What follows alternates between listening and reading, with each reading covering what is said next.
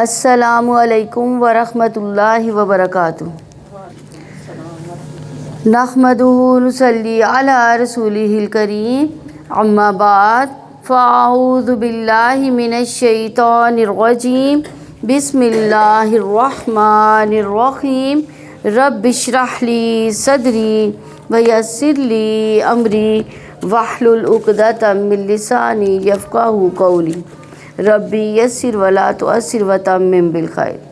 ما من دابۃ فی الارض الا علی اللہ رزقها ویعلم مستقرها ومستودعها کل فی کتاب مبین وهو الذی خلق السماوات والارض فی ستۃ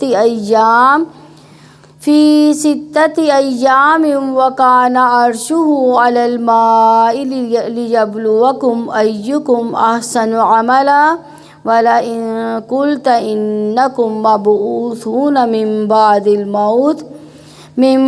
الموت لیقولن الذین کفروا ان ھذا الا سحر مبین۔ زمین میں چلنے والا کوئی جاندار نہیں مگر اس کا رزق اللہ تعالیٰ کے ذمہ ہے، اور وہ اس کے ٹھہرنے کی جگہ کو بھی جانتا ہے، اس کے سونپے جانے کی جگہ بھی، سب کچھ ایک واضح کتاب میں ہے۔ یہ زمین اللہ تعالیٰ نے بنائی، اس پر جتنے بھی جاندار، چاہے انسان ہے، جن ہے، حیوانات ہیں، چرند پرند، مچھلیاں یا پانی میں جتنی بھی مخلوقات ہیں، یہ سب کس نے بنائی ہیں؟ اللہ تعالیٰ نے۔ اللہ تعالیٰ نے ان کو پیدا کر کے چھوڑ نہیں دیا بلکہ ان کے رزق کا بھی انتظام کیا۔ تو اسی لیے فرمایا زمین میں چلنے والا کوئی جاندار ایسا نہیں جس کا رزق اللہ کے ذمہ نہ ہو، گویا اللہ ہی رازق ہے۔ اور یہ بھی یاد رکھیے کہ ہر انسان کا رزق مقرر ہو چکا، اس لیے نبی صلی اللہ علیہ وسلم نے فرمایا ابن آدم سے 4 چیزوں کے معاملے میں فارغ ہوا جا چکا: اس کی تخلیق، اس کے اخلاق، اس کے رزق، اس کی موت، اور ایک اور روایت میں آتا ہے رزق سے بھاگنے والا بھی رزق پا کر رہے گا۔ اسی لیے نبی صلی اللہ علیہ وسلم نے فرمایا اگر ابن آدم اپنے رزق سے اسی طرح بھاگے جس طرح موت سے بھاگتا ہے تو رزق اس کو ایسے ہی پالے گا جس طرح موت اسے لے لیتی ہے۔ یعنی یہ اللہ سبحانہ و تعالیٰ کا فضل ہے کہ اس نے اپنے بندوں کی ضروریات کا انتظام بھی کیا ہے۔ اس لیے اس معاملے میں انسان کو کوشش کرنی چاہیے لیکن بہت پریشان نہیں ہونا چاہیے۔ ہاں، پریشانی، فکر آخرت کے بارے میں ہونی چاہیے کہ کل کیا ہوگا۔ مستقرن یعنی قرار گاہ کو بھی جانتا ہے، یعنی قرار گاہ سے مراد ماں کا رحم ہے، چاہے وہ انسان کا ہو یا غیر انسان کا، یعنی جہاں وہ ٹک کر تخلیق پاتا ہے۔ اور مستودع یعنی وہ جگہ جہاں مرنے کے بعد اس کو پھر زمین کے اندر سونپ دیا جائے گا۔ تو یہ دونوں چیزیں جو ہیں لوگوں سے چھپی ہوئی ہیں، یعنی ماں کے پیٹ میں کیا ہے یہ انسانوں کو نہیں پتہ، کسی قبر میں کون ہے، لڑکا ہے، لڑکی ہے، کس رنگ کا ہے، کون ہے، نہیں پتہ، لیکن یہ سب کس کو پتہ ہے؟ اللہ تعالیٰ کو۔ تو وہ مستقر کو بھی جانتا ہے، مستودع کو بھی جانتا ہے۔ اس سے اللہ تعالیٰ کے علم کامل کا پتہ چلتا ہے کہ وہ ہر چیز کو پوری طرح جاننے والا۔ یہ علم اس کا صرف اس کے پاس نہیں بلکہ کل فی کتاب مبین، یہ علم لکھا ہوا بھی ہے، یعنی انسان کی تقدیر میں کیا ہے، حیوانات کی قسمت میں کیا ہے، یہ سب اللہ کے علم میں ہے اور اس کی کتاب میں ہے۔ اور وہی ہے جس نے آسمان و زمین کو 6 دنوں میں پیدا کیا، اس کا عرش پانی پر تھا تاکہ وہ زمین تمہیں آزمائے کہ تمہیں عمل کے اعتبار سے کون زیادہ اچھا ہے۔ اور یقیناً اگر آپ کہیں کہ بلا شبہ تم موت کے بعد اٹھائے جانے والے ہو، تو جن لوگوں نے کفر کیا وہ یقیناً ضرور کہیں گے کہ یہ تو کھلا جادو ہے۔ تخلیق کی ابتدا اتوار کے دن ہوئی تھی، جمعے پر ختم ہوئی، اور پھر اس کا عرش جو ہے وہ 7ویں آسمان کے اوپر ہے۔ 7واں ساتوں آسمانوں کے بعد پانی، اور پانی کے بعد اس کا عرش ہے۔ تو اس نے یہ سب کچھ کیوں بنایا؟ تاکہ تمہیں آزمائے، یعنی انسان کی تخلیق کا مقصد بھی کیا ہے؟ یہ امتحان لینا کہ تمہیں سے کون اچھے عمل کرتا ہے، کون برے۔ اور اچھے عمل سے مراد اچھا عمل وہ ہوتا ہے جس میں نیت بھی اچھی ہو، طریقہ بھی اچھا ہو۔ اچھی نیت یعنی اخلاص، اور اچھا طریقہ محمد صلی اللہ علیہ وسلم کا طریقہ ہے۔ لَقَدْ كَانَ لَكُمْ فِي رَسُولِ اللَّهِ أُسْوَةٌ حَسَنَةٌ۔ اور یقیناً اگر ہم ایک گنی ہوئی مدت تک ان کے عذاب کو مؤخر کر دیں تو یقیناً وہ ضرور کہیں گے کہ کیا چیز اسے روک رہی ہے۔ سن لو، جس دن وہ ان پر آ جائے گا تو ان سے ہٹایا جانے والا نہیں، وہ اور ان کو وہی گھیر لے گا جس کا وہ مذاق اڑاتے ہیں، یعنی اس پر ایمان نہیں لاتے، اس کو مانتے نہیں کہ موت کے بعد اٹھائے جائیں گے، اور پھر نہ صرف انکار کرتے بلکہ مذاق بھی اڑاتے ہیں، جس کو وہ دور سمجھتے ہیں ان کے سر پر مسلط آ جائے گا۔ اور یقیناً اگر ہم انسان کو اپنی کسی رحمت کا مزہ چکھائیں پھر ہم وہ اس سے چھین لیں تو بلا شبہ وہ یقیناً انتہائی نا امید، بے حد ناشکرا ہوتا ہے۔ یعنی اگر ہم کسی انسان کو رحمت کا مزہ چکھائیں اور پھر وہ اس سے چھین لے، یعنی اچھے حالات کے بعد تکلیف دہ حالات آ جائیں تو وہ مایوس ہو کر ناشکری کرنے لگتا ہے۔ یہ انسان کا حال ہے کہ میرے ساتھ ایسا کیوں ہوا۔ اور یقیناً اگر ہم مصیبت کے بعد جو اسے پہنچی اسے نعمت کا مزہ چکھائے تو یقیناً وہ ضرور کہے گا کہ ساری تکلیفیں مجھ سے دور ہو گئیں۔ بے شک وہ یقیناً بڑا پھولنے والا، بڑا فخر جتانے والا ہے، یعنی بجائے اس کے کہ شکر ادا کرے وہ تکبر کرنے لگتا ہے کہ تو انسان کا حال کیا ہے کہ زیادہ تر وہ ناشکری ہی کرتا ہے، تکلیف میں بھی ناشکری، خوشحالی میں بھی ناشکری۔ حالانکہ انسان کی زندگی میں دن اور رات آتے رہتے ہیں، ہر انسان کی زندگی میں۔ یوسف علیہ السلام کو دیکھیں کہ کس طرح وہ باپ کی آنکھوں کا تارا تھا، ان کو محبوب، یعنی ان کی محبت ان کو نصیب تھی، لیکن اس کے بعد ان کی زندگی میں کیا آیا؟ بھائیوں نے انہیں کنویں میں ڈال دیا، تکلیف دہ حالات پیدا ہوئے، لیکن پھر اس کے بعد کیا ہوا؟ کنویں سے نکل کر عزیز مصر کے ہاں پہنچ گئے، خوشحالی آ گئی۔ پھر کیا ہوا؟ وہاں بھی آزمائش آ گئی عزیز مصر کی بیوی کی طرف سے، وہاں سے جیل خانے میں پہنچا دیے گئے۔ پھر کیا ہوا؟ تکلیف کے بعد پھر آسانی آئی، جیل خانے سے نکال کر مصر کے تخت پر بٹھا دیا گیا۔ تو ان واقعات میں ہمارے لیے سبق ہے کہ کس طرح زندگی میں رات بھی آتی ہے، دن بھی آتا ہے۔ جب اچھے حالات ہو تو یہ نہ سمجھے کہ یہ ہمیشہ ایسا ہی رہے گا، شکر ادا کرتے رہیں، اللہ کے اور قریب ہو جائیں اور اللہ تعالیٰ کی عبادت میں اپنے آپ کو مصروف کر لیں، ذکر اذکار میں مشغول کر لیں۔ پھر اگر اچھے حالات کی تکلیف دہ حالات آئیں تو پھر بھی صبر کے ساتھ خوشحالی کا اظہار کریں اور ناشکری نہ کریں، ہر حال میں اللہ کا شکر ادا کریں۔ مگر جن لوگوں نے صبر کیا، نیکیاں کی، یہی لوگ ہیں جن کے لیے بخشش جو بہت بڑا اجر ہے، یعنی اجر کبیر، جنت الفردوس ہے ان کے لیے جو صبر کر کے اچھے عمل کرتے ہیں۔ جو لوگ تکلیف دہ حالات میں بھی شکر ادا کرتے ہیں، یعنی بیمار ہے، بھوکے ہیں، کسی ذہنی اذیت پریشانی میں ہیں، تو جب ان سے ان کا حال پوچھا جاتا ہے تو وہ یہ کہتے ہیں کہ کوئی حال نہیں، اور وہ کہتے ہیں الحمدللہ، اللہ کا شکر ہے، کس حال میں رکھے، جس حال میں بھی رکھے، یعنی کیا ان کا کلمہ ہوتا ہے الحمدللہ علی کل حال۔ تو ایمان والے، صبر والے، نیک عمل کرنے والے بد اخلاقی سے، اپنے اچھی باتوں سے پاک ہوتے ہیں، وہ ہر حال میں اللہ سے اچھی امیدیں رکھتے ہیں۔ اور اگر صبر کو دوسرے معنوں میں دیکھا جائے تو مصیبتوں کے چھٹ جانے کا انتظار کرنا کہ یہ دن بھی گزر جائیں گے، یہ وقت بھی نکل جائے گا، جیسے اچھے دن آ گئے یہ بھی نکل جائیں گے، اس کے بعد آسانی آ جائے گی۔ تو اللہ سے امید رکھنی ہے کہ مصیبت ختم ہو کر جلدی اللہ تعالیٰ آسانی بھی پیدا کر دے گا۔ پھر شاید آپ اس کا کوئی حصہ چھوڑ دینے والے ہیں جو آپ کی جانب وحی کیا جاتا ہے، یا اس پر آپ کا سینہ تنگ ہونے والا ہے کہ وہ کہیں گے کہ اس پر کوئی خزانہ کیوں نہیں اتارا گیا، یا اس کے ساتھ کوئی فرشتہ کیوں نہیں آیا۔ یقیناً آپ تو محض خبردار کرنے والے ہیں اور اللہ تعالیٰ ہر چیز کا نگران ہے۔ یعنی نبی صلی اللہ علیہ وسلم جو تمام انسانوں سے زیادہ صبر و حوصلے والے تھے، تو ان سے بھی بعض کا ایسی گھبراہٹ طاری ہو جاتی تھی جو کسی ایک عام انسان پر ہوتی کہ جو اپنے حالات سے پریشان ہونے لگتا، لیکن اللہ سبحانہ تعالیٰ آپ کو آپ کے مقام کو یاد دلاتے اور آپ کا کانفیڈنس بحال کرتے۔ آپ فکر نہ کریں، آپ کے پاس مادی وسائل کی کثرت نہیں، آپ کو اللہ نے جو مقام دیا اس کی بنا پر آپ اپنا کام کرتے چلے جائیں۔ اللہ نے آپ کو جس چیز کے لیے چنا ہے اس پر نظر رکھیں۔ ہمارے ساتھ بھی ایسا ہی ہوتا ہے کہ ہم عام چیزوں کی طرح زیادہ توجہ دینے لگتے ہیں، کیونکہ ہمارے حالات ایسے ہیں، چونکہ ہمارے ساتھ کوئی سپورٹ نہیں ہے، میرے گھر کے حالات اچھے نہیں ہیں، تو میں دین کا کام کیسے کروں؟ نہیں، اللہ نے اگر آپ کو دین کا علم دے دیا، اللہ نے آپ کو یہ راہ دکھا دی، اس کام کے لیے چن لیا، تو اس کو اپنے لیے بہت بڑا آنر سمجھیں، اس پر فوکس کریں اور باقی چیزیں اللہ کے سپرد کر دیں. وہ ٹیک کیئر کرے گا, ان کو درست کر دے گا. یا وہ کہتے ہیں کہ اس نے خود یہ قرآن گھڑ رکھا ہے, آپ کہہ دیں کہ تم بھی جیسی 10 گھڑی ہوئی صورتیں لے آؤ, اللہ تعالیٰ کے علاوہ جسے بھی تم بلا سکتے ہو بلا لاؤ اگر واقعی تم سچے ہو.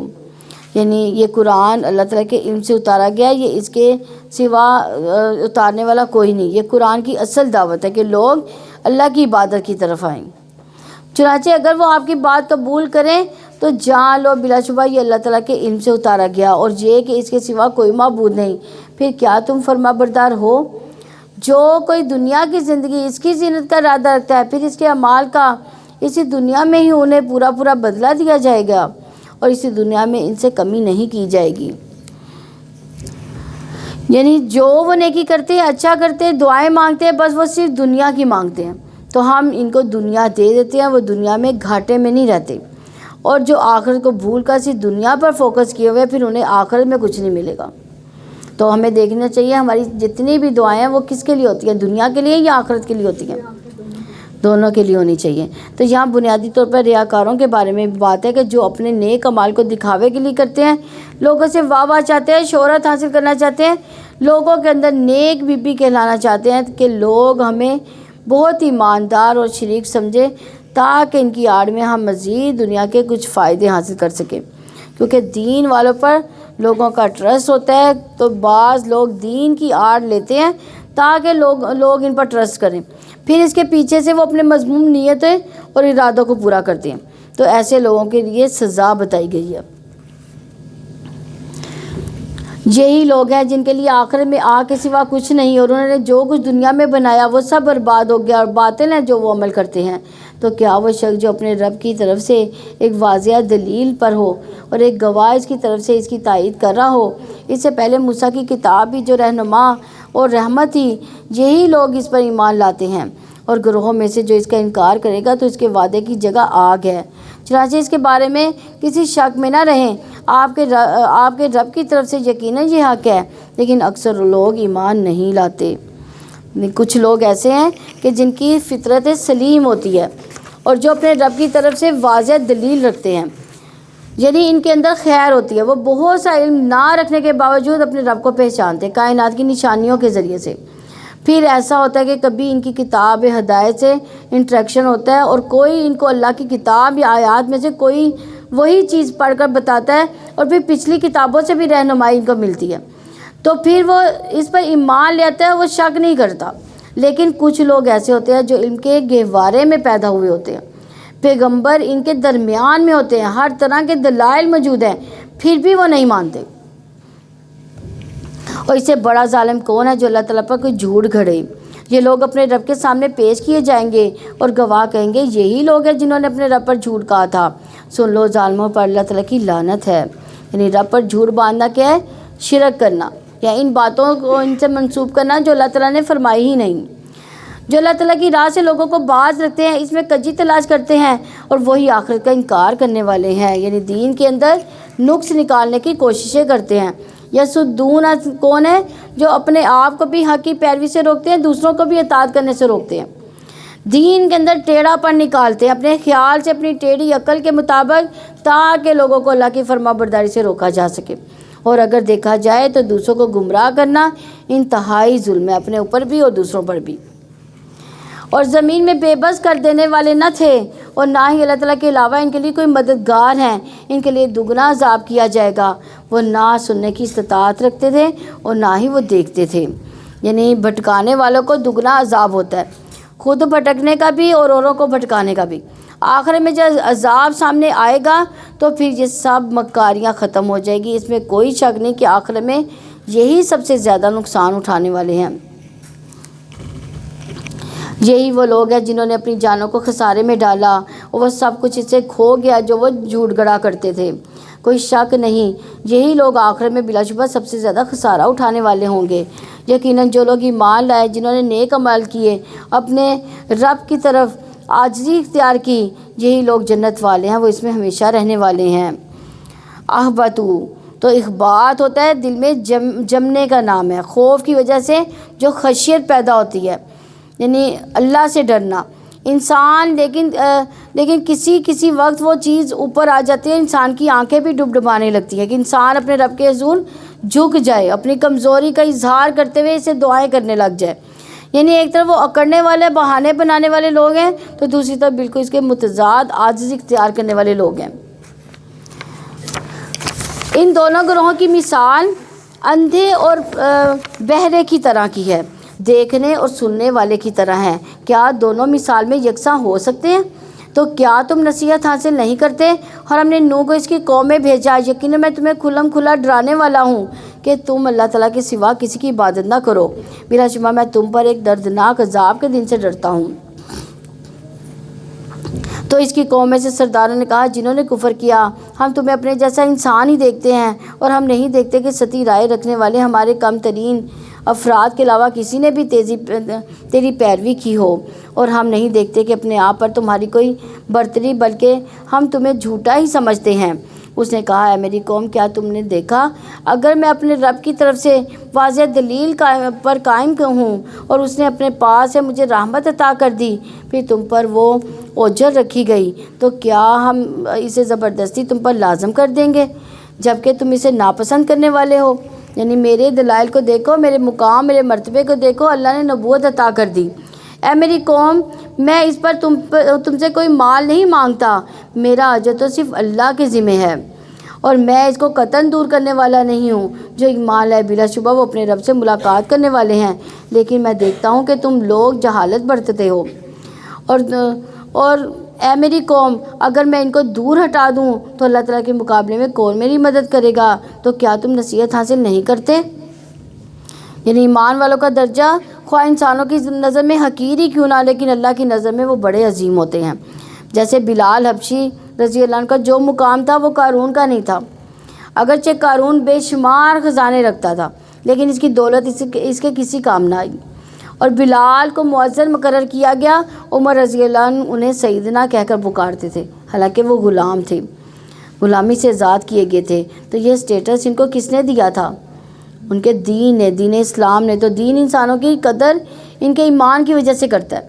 اس لیے ہمیں بھی چاہیے کہ ہم کبھی بھی یہ نہ دیکھیں کہ آپ کے پاس دنیا کی دولت نہیں، یا کوئی مقام نہیں، یا کوئی آپ کو پوچھتا نہیں، بلکہ یہ دیکھیں کہ اللہ کی نظر میں، مالک کائنات کی نظر میں آپ کا کیا مقام ہے۔ ساری دنیا بھی مل کر آپ کو بڑا مال ہے، اللہ کی نگاہ میں مچھر کے پر کے برابر بھی مقام نہیں، تو خسارہ ہی خسارہ ہے۔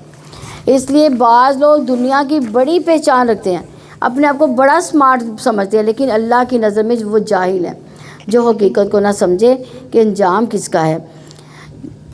تو یہ اللہ کے پیارے، اگر میں ان کو دھتکار دوں، یہ کس نے کہا تھا؟ حضرت نوح علیہ السلام نے کہا تھا کہ یہ جو میرے ماننے والے ہیں یہ اللہ کے پیارے ہیں، اگر میں ان کو دھتکار دیتا ہوں تو پھر میرا کیا بنے گا؟ لوگوں کی قدر ان کے دین، ایمان، تقویٰ کی بنا پر کرنی چاہیے۔ ان کا دنیاوی مقام کچھ بھی ہو، اس کو دین کی وجہ سے عزت دینی چاہیے۔ دین کی وجہ سے عزت وہی دیتا ہے جس کے اپنے اندر دین ہوگا، جس کے اپنے اندر اللہ کی محبت ہوگی، اور اللہ کی محبت کرنے والوں سے لازماً پھر وہ محبت کرے گا۔ جو خود ترقی کی، دین کی ترقی چاہتا ہو تو دین کے لیے چھوٹا سا کام کرنے والوں سے بھی محبت رکھتا ہے کہ یہ بھی اسی منزل کے مسافر ہیں جس طرف میں جا رہا ہوں۔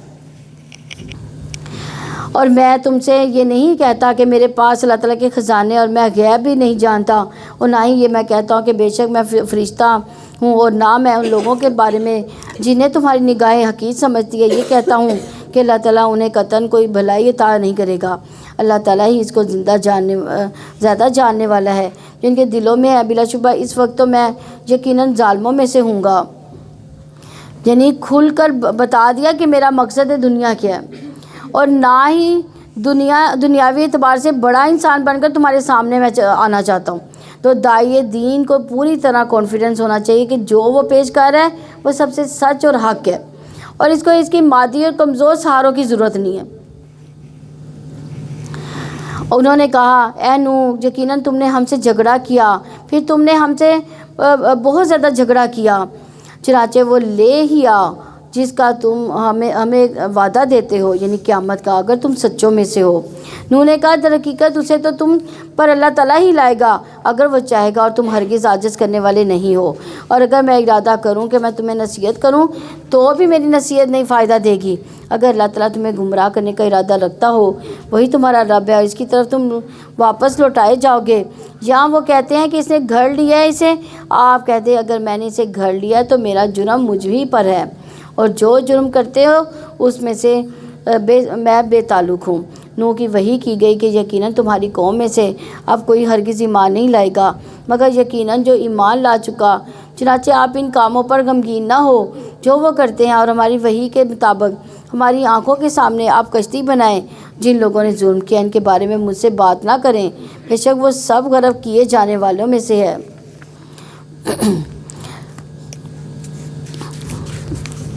تو یہاں ان ظالموں کے بارے میں مجھ سے گفتگو نہ کرو، یعنی یہ اللہ تعالیٰ نے حضرت نوح علیہ السلام سے کہا، یعنی سفارش کرنے سے روک دیا گیا۔ تو پیغمبروں کا مذاق اڑایا گیا۔ اگر کوئی ہمارا مذاق اڑائے تو ہم کیا کریں گے؟ دین کے راستے میں اکثر انبیاء کا مذاق اڑایا جاتا رہا ہے۔ نوح علیہ السلام کو کیا کہتے تھے کہ تم نے پہلے نبوت کا دعویٰ کر دیا، اب تم کشتی بنانے بیٹھ گئے، یعنی بڑے ہی بن گئے ہو۔ سب سے زیادہ سخت آزمائشیں، ہر قسم کی آزمائشیں انبیاء پر آئی ہیں۔ پھر جو ان سے قریب تر لوگ تھے، یعنی انبیاء علیہ السلام کے بعد جو دین میں پختگی رکھتے تھے، ان کو یہ تکلیفیں برداشت کرنی پڑی۔ اور ہمیں بھی چاہیے کہ لوگوں کی طرف سے آئی ہوئی اذیتوں کو نظر انداز کر کے اپنا کام کرتے چلے جائیں۔ تو رسول اللہ صلی اللہ علیہ وسلم نے فرمایا، وہ مومن جو لوگوں میں مل جل کر رہتا ہے، اس کی اذیتوں پر صبر کرتا ہے، اجر کے لحاظ سے اس مومن سے بہتر ہے جو لوگوں میں مل جل کر نہیں رہتا اور ان کی اذیتوں پر صبر نہیں کرتا، یعنی سب سے بائیکاٹ کر کے ایک طرف بیٹھا رہتا ہے، اور اس میں کوئی خیر نہیں۔ خیر کس میں ہے؟ جو لوگوں میں ملے جلے، کسی کو کوئی بات اچھی لگتی ہے، کسی سے کچھ بو آتی ہے، کوئی آپ کو مس انڈرسٹینڈ کر رہا ہوتا ہے، کوئی آپ پر الزام دے رہا ہوتا ہے، کوئی آپ کے مشن کو نقصان پہنچا رہا ہوتا ہے، کسی کے دھوکے اور دوگلے پن کا آپ کو اچھی طرح پتہ چل رہا ہوتا ہے، لیکن آپ ان کو چھوڑ نہیں دیتے، آپ خیر خواہی اور اصلاح کا کام اپنا جاری رکھتے ہیں، کیونکہ آپ کو اللہ سے اجر چاہیے۔ ان لوگوں سے کوئی مطلب نہیں، ان سے کوئی صلے کی توقع نہیں ہے۔ جیسے حضرت نوح علیہ السلام نے کس لیے کشتی بنائی تھی؟ اللہ تعالیٰ کے کہنے پر۔ لوگ مذاق اڑا رہے تھے لیکن اپنا مشن نہیں چھوڑا انہوں نے۔ جیسا کہ ابو سفیان جیسا کہ داعیِ دین آخری دم تک، جیسے نبی صلی اللہ علیہ وسلم نے آخری دم تک لوگوں کے لیے خیر خواہی کا معاملہ نہیں چھوڑا، تو ان کی وجہ سے، ان کی خیر خواہی کی وجہ سے ابو سفیان مسلمان ہو گئے، کرما جو ابو جہل کے بیٹے تھے وہ مسلمان ہو گئے، ولید بن مغیرہ کا بیٹا خالد بن ولید مسلمان ہوگا، اور یہ ایک طویل صبر کے نتیجے میں کامیابیاں حاصل ہوئی تھیں۔ اس لیے جو شخص دین کی طرف بلائے اسے صبر سے کام لینا چاہیے اور کام کرتے چلے جانا چاہیے، اور اسی طرح کی باتوں اور لوگوں کے مذاق اڑانے اور اذیتوں پر اوپر نہیں اٹھ جانا چاہیے، یعنی اس کو اگنور کرنا چاہیے، اعراض برتنا چاہیے۔ اور نوح کشتی بناتا رہا، اور جب بھی اس کی قوم کے سردار ان کے پاس سے گزرتے تو وہ اس کا مذاق اڑاتے۔ اس نے کہا کہ اگر تم ہم سے مذاق کرتے ہو تو یقیناً ہم بھی تم سے مذاق کریں گے جیسا کہ تم مذاق کر رہے ہو، سو جلد ہی تم جان لوگے کہ کون ہے جس پر ایسا عذاب آتا ہے جو اسے رسوا کر دے گا، اور دائمی عذاب کس پر اترتا ہے۔ حتیٰ کہ جب ہمارا حکم آ گیا تو نور ابل پڑا، ہم نے کہا اس کشتی میں ہر چیز کا جوڑ، نر اور مادہ دونوں کو سوار کر لو، اور اپنے گھر والوں کو بھی، مگر جن کے متعلق پہلے بات ہو چکی، اور انہیں بھی سوار کر لو جو ایمان لائے۔ اس پر تھوڑے لوگوں کے سوا کوئی ایمان نہیں لایا، یعنی تنور سے مراد بعض مفسرین نے ایک خاص جگہ لی ہے، لیکن عمومی رائے یہ کہ زمین نے پانی اگلنا شروع کر دیا، اور کہا جاتا ہے 80 لوگ تھے، جو اس سے بھی کم لوگ تھے، جو 950 سال کی کمائی تھی نوح علیہ السلام کی، یعنی 950 سال انہوں نے تبلیغ کی اور صرف 80 لوگ ایمان لائے تھے۔ اور نوح نے کہا سوار ہو جائے اس میں اللہ تعالیٰ کے نام سے، اس کا چلنا بھی ہے اور اس کا ٹھہرنا بھی، یقیناً میرا رب بہت بخشنے والا نہایت رحم والا ہے۔ بسم اللہ مجریہا و مرساہا ان ربی لغفور الرحیم۔ یہ ایک فرسٹ لیٹر ہی اس میں ہے، مجریہا، یعنی یہ بڑی زیر کے ساتھ پڑھا جاتا ہے، یہ اکیلا لفظ ہے، ٹھیک ہے، اس کو مجریہا نہیں پڑھیں گے، مجریہا۔ تو کشتی میں سوار ہوتے ہیں، گاڑی میں سوار ہوتے ہیں، گھر میں داخل ہوتے ہیں، بسم اللہ پڑھے کیونکہ اللہ کا نام بابرکت ہے۔ رات کو بھی اسی طرح جب اپنے گھر کا دروازہ بند کریں تو بسم اللہ پڑھیں، بسم اللہ پڑھ کر لائٹ آف کریں۔ کبھی یاد رہا ہمیں اس وقت بس ٹک کر کے بند کر دیتے ہیں تو بسم اللہ پڑھنا بھول جاتے ہیں، تو آج سے اپنی یہ عادت میں شامل کر لیں انشاءاللہ۔ تو بسم اللہ پڑھ کر پانی کا برتن بھی ڈھانکیں۔ رات کو برتن کھلے نہیں رہنے چاہیے کیونکہ سال کی ایک رات میں وبا اترتی ہے آسمان سے، وہ بیماری ہوتی ہے جو کھلے برتن ہوتے ہیں وہ اس میں گھس جاتی ہے اور پھر وہاں سے بندوں کو لگ جاتی ہے۔ اس لیے ہر چیز پر بسم اللہ پڑھنی چاہیے، یعنی جس چیز میں بھی آپ چاہیں اللہ برکت ڈالے اس میں بسم اللہ پڑھیں، بسم اللہ پڑھیں اللہ کا نام لیتے ہوئے، انشاءاللہ خیر و بھلائی ہی آئے گی انشاءاللہ۔ اور وہ کشتی پہاڑ جیسی موج میں انہیں لے کر چلنے لگی۔ نوح نے اپنے بیٹے کو پکارا اور وہ الگ تھلگ جگہ میں تھا۔ اے میرے چھوٹے بیٹے، ہمارے ساتھ سوار ہو جاؤ اور کافروں کے ساتھ نہ ہو جانا۔ یعنی وہ کشتی لوگوں کو لیے جا رہی تھی جبکہ ایک بہت بڑی موجیں اٹھ رہی تھیں اس میں۔ اس نے کہا میں جلدی کسی پہاڑ کی پہ پناہ لے لوں گا، وہ مجھے اس پانی سے بچا لے گا۔ نوح نے کہا آج اللہ تعالیٰ کا فیصلہ عذاب سے بچانے والا کوئی نہیں مگر جس پر اس نے رحم کیا۔ ان دونوں کے درمیان ایک موج حائل ہو گئی، پھر وہ غرق کیے گئے لوگوں میں سے ہو گیا۔ یعنی بیٹا بری صحبت کا شکار تھا، اس کی دوستی کس کے ساتھ تھی؟ انکار کرنے والوں کے ساتھ، دین کا مذاق اڑانے والوں کے ساتھ تھی، تو آخر میں بھی انہی کے ساتھ پھر اس کا انجام ہوا۔ تو دنیاوی اسباب خواہ کتنے ہی مضبوط کیوں نہ ہو اللہ کی پکڑ سے بچا نہیں سکتے، کیونکہ موت کا وقت آئے اور انسان بند قلعوں میں بھی کیوں نہ گھس جائے، موت وہاں بھی پہنچ کر رہتی ہے، کیونکہ اصل پناہ کس کی حاصل ہوتی ہے؟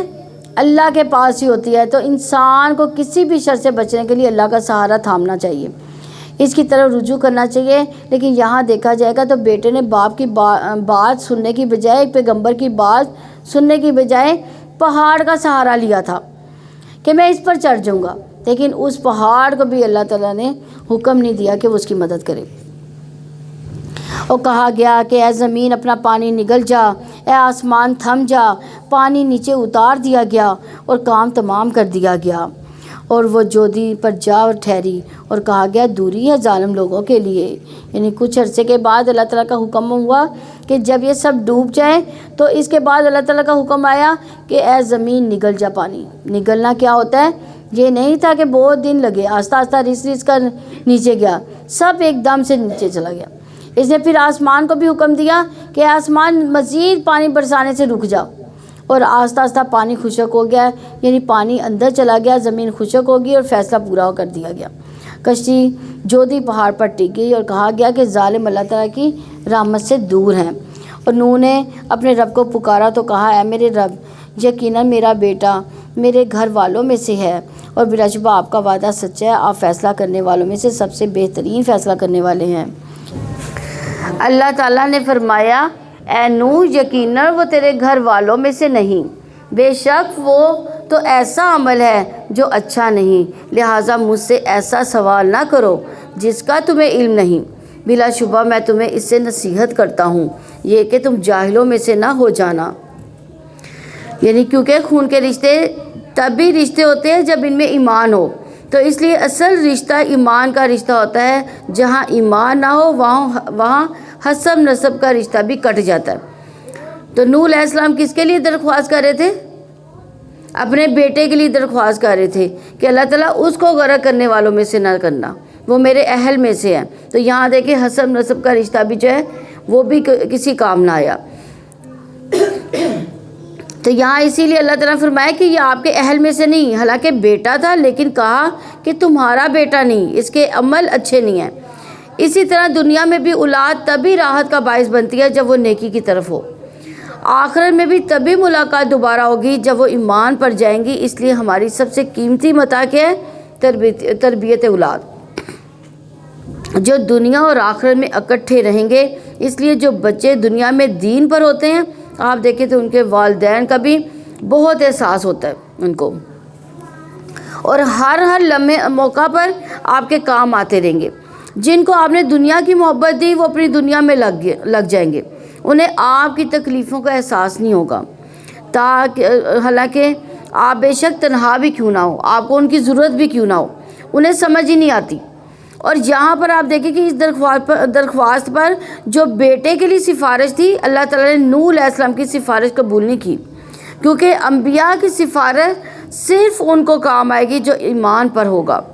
کسی کافر کے لیے، کسی بدکار کے لیے سفارش کام نہیں آئیں گی، لیکن اگر ایمان تھا، ساتھ برے عمل بھی تھے، تو پھر یہ کہ جہنم میں چلے جائیں گے تو وہاں سے پیغمبر کی سفارش سے باہر نکل سکتے ہیں، لیکن اگر ایمان ہے ہی نہیں تو پھر کسی بھی طرح سے کوئی بڑا جو سفارشی ہوگا وہ بھی کام نہیں آئے گا۔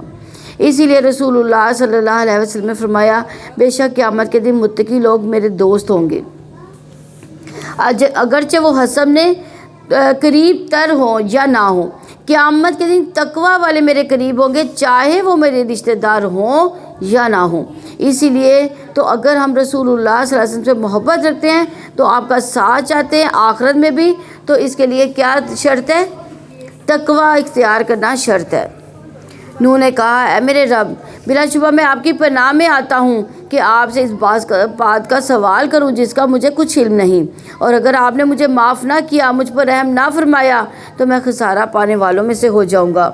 تو نوح علیہ السلام نے کہا کہ یعنی مجھے نہیں معلوم تھا کہ مجھے ایسی بات نہیں کرنی چاہیے تھی، اگر تو نے مجھے معاف نہ کیا، مجھ پر رحم نہ فرمایا، تو میں تباہ ہو جاؤں گا۔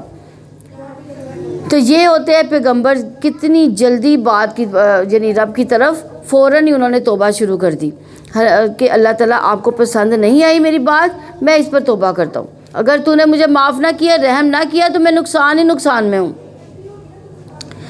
کہا گیا، اے نوح، ہماری جانب سے سلامتی اور برکتوں کے ساتھ اتر جاؤ تم پر ان گروہوں پر جو تمہارے ساتھ ہیں۔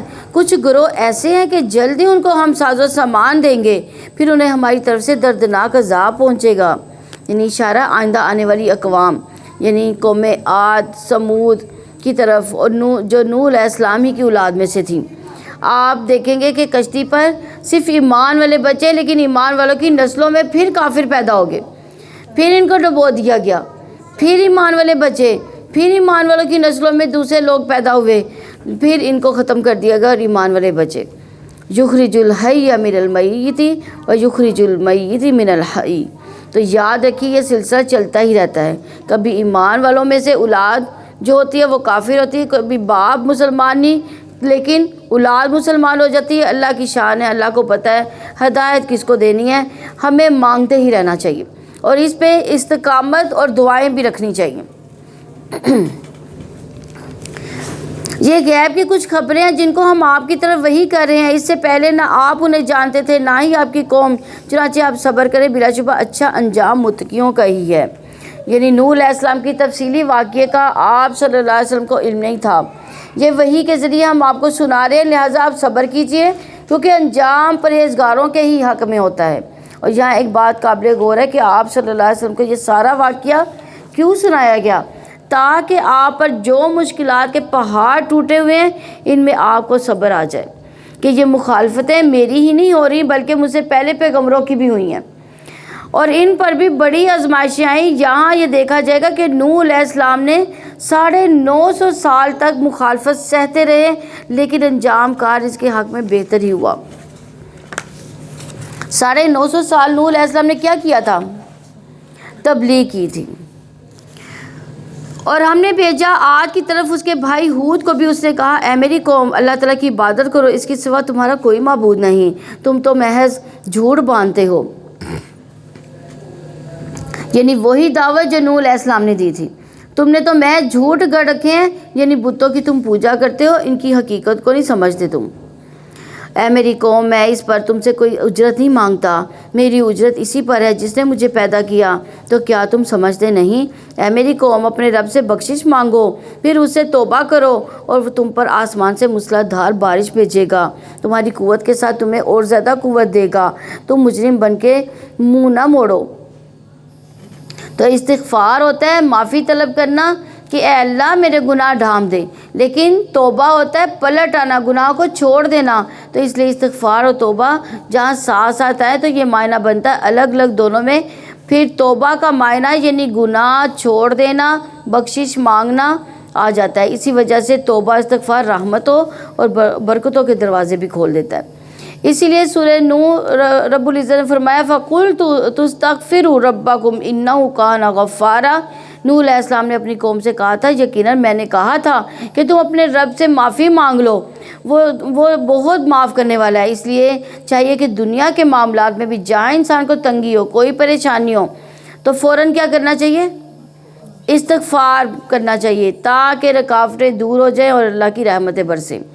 اس لیے رسول اللہ صلی اللہ علیہ وسلم نے فرمایا جو آدمی یہ بات پسند کرتا ہو کہ اس کا نامہ اعمال اس کو خوش کر دے تو اسے چاہیے کہ استغفار کی کثرت کر دے۔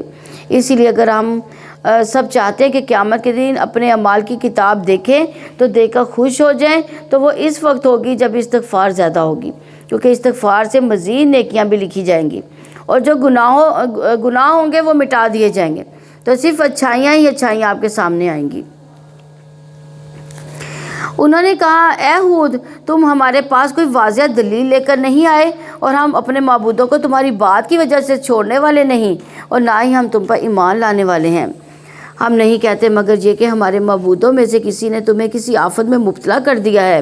اس نے کہا یقیناً میں اللہ تعالیٰ کو گواہ بناتا ہوں، تم بھی گواہ رہنا کہ اس کے سوا تم جو شریک بناتے ہو بلا شبہ میں ان سے بیزار ہوں۔ اس کے سوا چنانچہ تم سب مل کر میرے خلاف تدبیر کرو پھر مجھے مہلت بھی نہ دو۔ یعنی دیکھیں پیغمبر کتنے بے خوف ہوتے ہیں، اتنا یقین اور اتنا ایمان انہیں اپنی سچائی پر کہ وہ لوگوں کی دھمکیوں سے بھی نہیں ڈرتے۔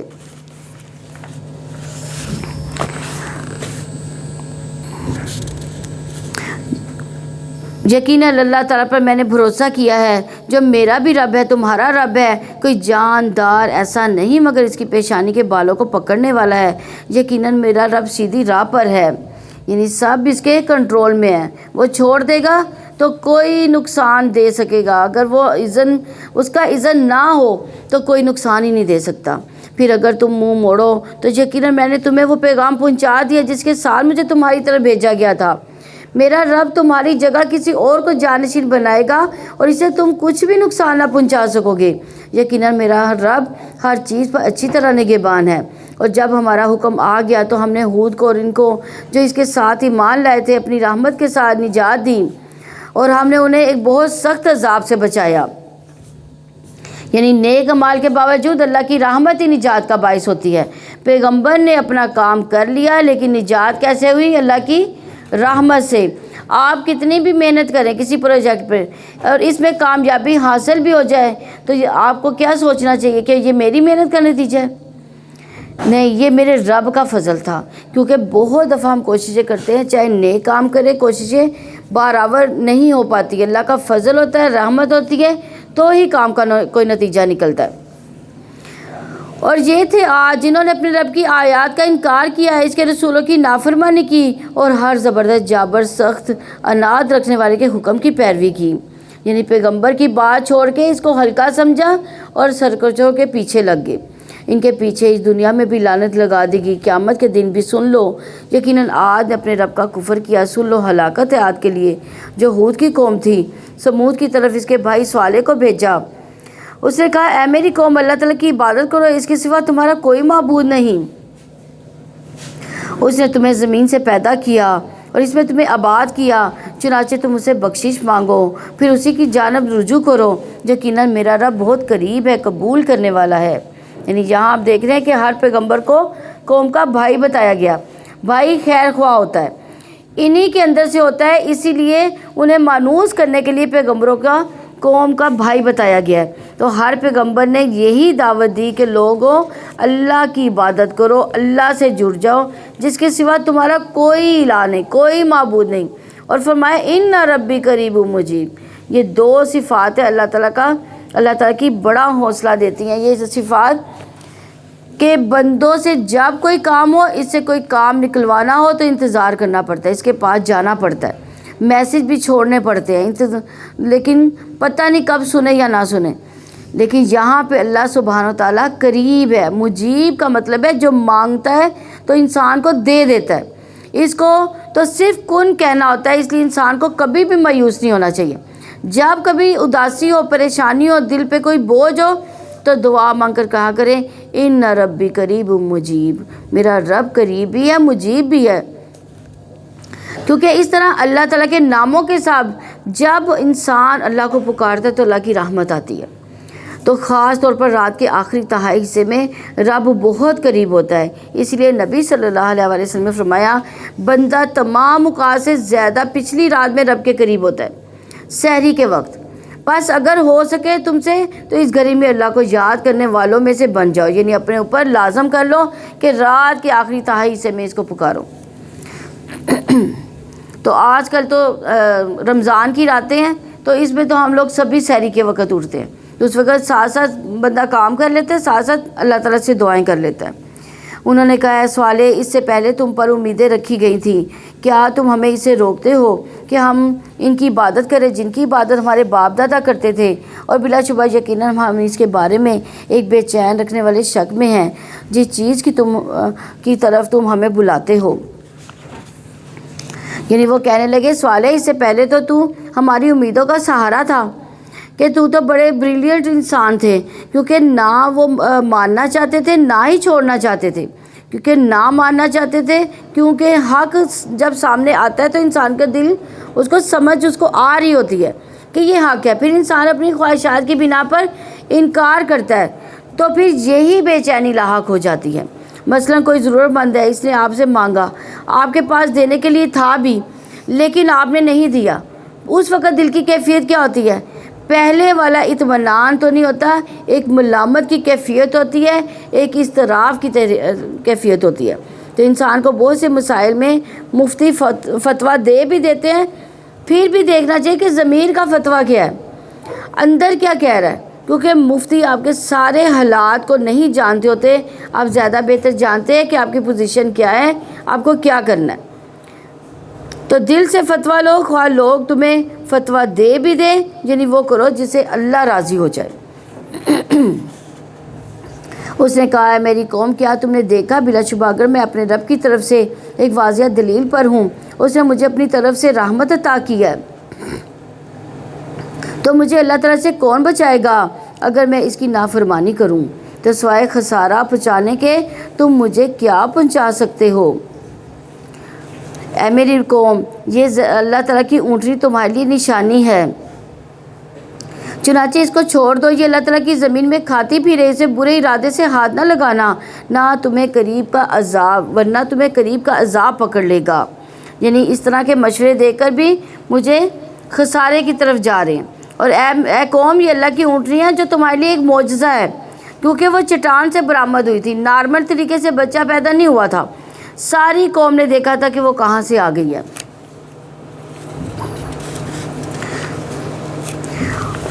تو انہوں نے اس کی ٹانگیں کاٹ دیں۔ تو صالح نے کہا 3 دن تک تم اپنے گھروں میں خوب فائدہ اٹھا لو، یہ ایسا وعدہ ہے جس میں تمہیں کوئی جھوٹ نہیں بولا گیا، یعنی پہلے سے اب ان کو انجام بتا دیا گیا کہ شاید آپ بھی توبہ کر لیں۔ آپ دیکھیں کہ یہاں پر پہنچے تو ایک شخص نے کاٹی تھی، لیکن ساری قوم کو اس میں الزام دیا گیا، کیوں؟ کیونکہ وہ سب دل کے ساتھ تھے، دل میں ان کے ساتھ ہی تھے۔ تو بہت سی چیزوں میں نیت کے ساتھ فیصلہ ہوتا ہے، چاہے اوپر سے آپ کا عمل کچھ بھی ہو، لیکن دیکھا ہی جائے گا دل میں کیا ہے۔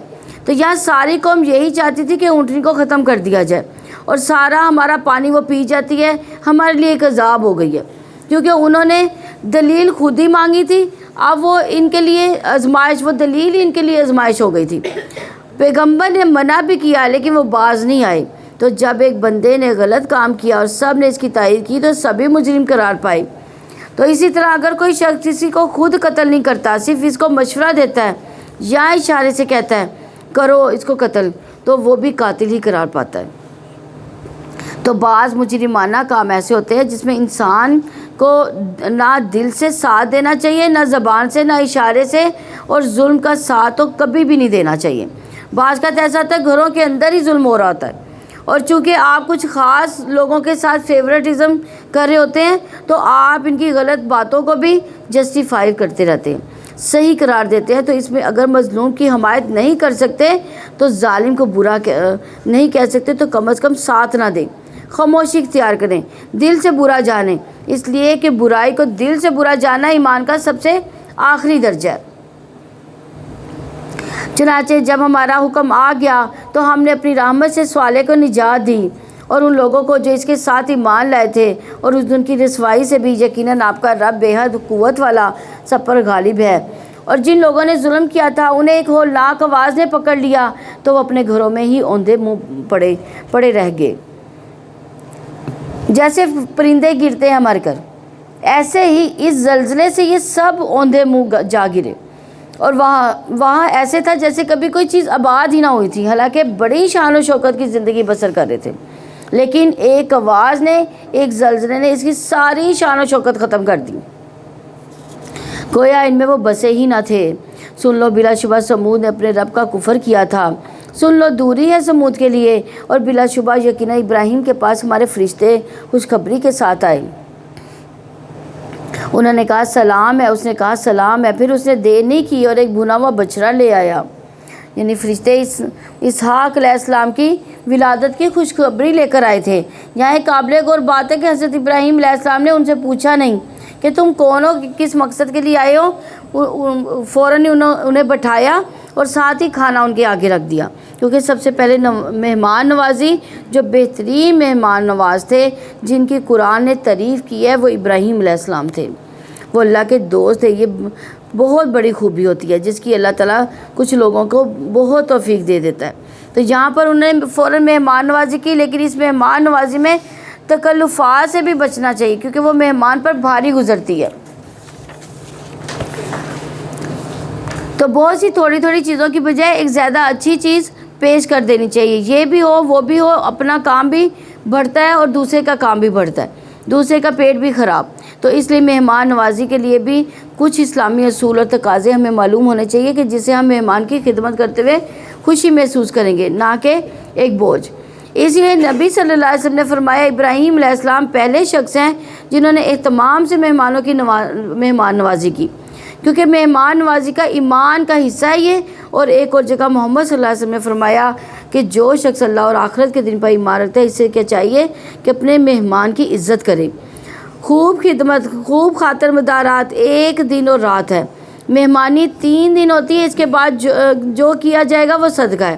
یعنی کہ کوئی فقیر مسکین انسان ہے تو صدقے کا تصور بڑا وسیع ہے ہمارے دین میں، کہ نیکی کے جس بھی کام میں آپ لگاتے ہیں، چاہے مہمان کو کھلاتے اللہ کی رضا کے لیے، تو وہ بھی صدقہ شمار ہو جاتا ہے، کیونکہ تم سے ملنے آنے والے مہمان کا بھی تم پر حق ہے۔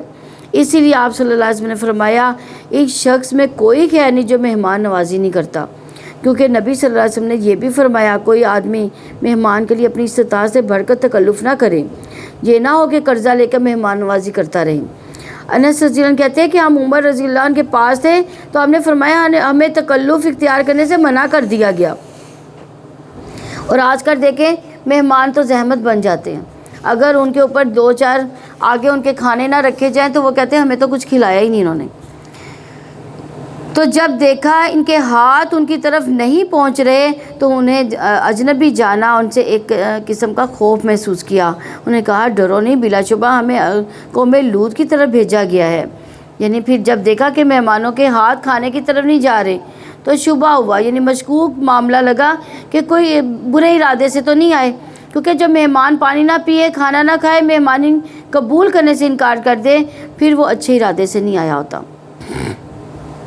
تو یہی شک ان کو بھی پڑا اور دل میں خوب محسوس کرنے لگے کہ یہ کیا ماجرا ہے، یہ کچھ کھا کیوں نہیں رہے۔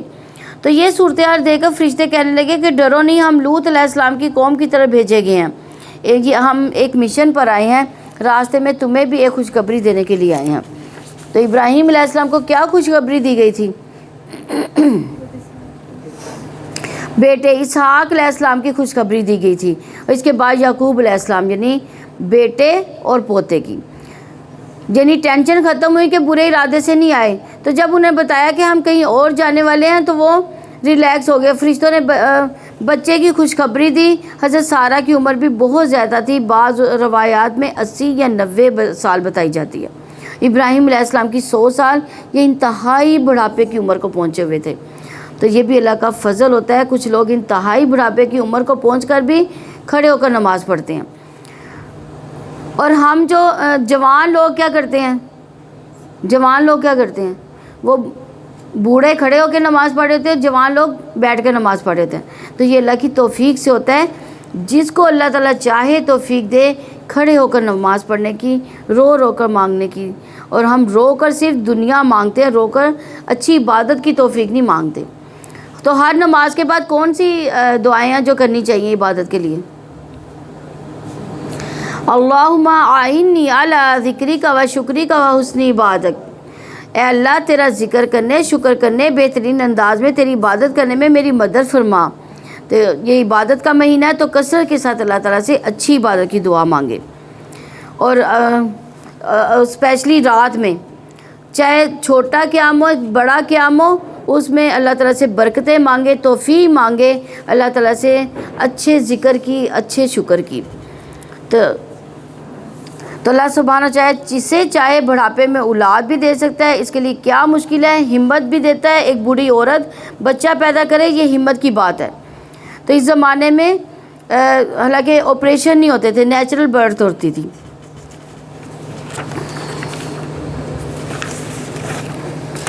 اور اس کی بیوی کھڑی تھی، سو وہ ہنس پڑی، تو ہم نے اس کو اسحاق اور اسحاق کے بعد یعقوب کی بشارت سنائی۔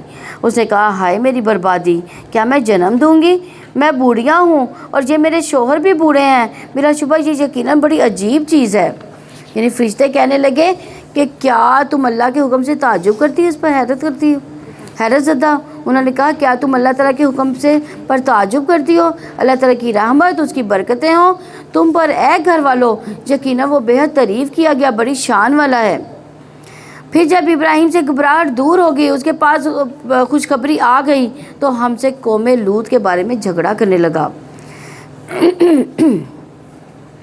یقیناً ابراہیم نہایت بردبار، بہت آہوزاری کرنے والا، رجوع کرنے والا تھا۔ یعنی فرشتے کہنے لگے کہ کیا تم اللہ تعالیٰ کے حکم سے تعجب کرتی ہو، اس پر حیرت زدہ ہو؟ اہل بیت نبوت، تم پر اللہ تعالیٰ کی رحمت اور برکت ہو، بلا شبہ وہ بڑا قابل تعریف، بڑی شان والا ہے۔ جب ان سے خوف دور ہو گیا، اسے خوشخبری مل گئی، تو قوم لوط کے بارے میں وہ جھگڑا کرنے لگے۔ کون جھگڑا کر رہے تھے؟ یعنی بیک وقت دو خبریں ہیں، ایک اچھی خبر ہے، ایک بری خبر ہے۔ اچھی خبر پر انہوں نے یہ نہیں کہا ہم جشن منا لیں۔ ہمیں کوئی اچھی خبر ملتی تو کیا کرتے ہیں، ہم جشن منانا شروع کر دیتے ہیں۔ لیکن انہوں نے اللہ کا شکر ادا کیا۔ لیکن حضرت لوط علیہ السلام کی قوم کے لیے انہوں نے دعا بھی کی کہ ان کو ابھی ٹال دیں، ان کے عذاب کو ابھی نہ دیں، تاکہ ہو سکتا ہے کہ وہ اللہ تعالیٰ کو مان جائے۔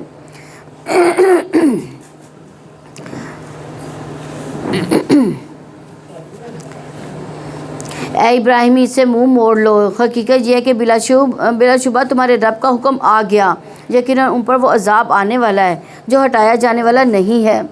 یعنی فرشتوں سے کہا، ابراہیم اس قصے کو چھوڑ دو، اب تو تمہارے رب کا حکم ہو چکا، عذاب آ کر ہی رہے گا، وہ اب ٹل نہیں سکتا۔ اور جب ہمارے فرشتے لوط کے پاس آئے تو وہ ان کی آمد سے گھبرایا، ان کے آنے سے تنگ دل ہوا، اور اس نے کہا یہ بڑی مصیبت کا دن ہے۔ یعنی لوط علیہ السلام کی قوم کے لوگ دوڑتے ہوئے ان کے پاس آ گئے، کیونکہ فرشتے نوجوان کی شکل میں آئے تھے جن سے وہ بدکاری کرنا چاہتے تھے۔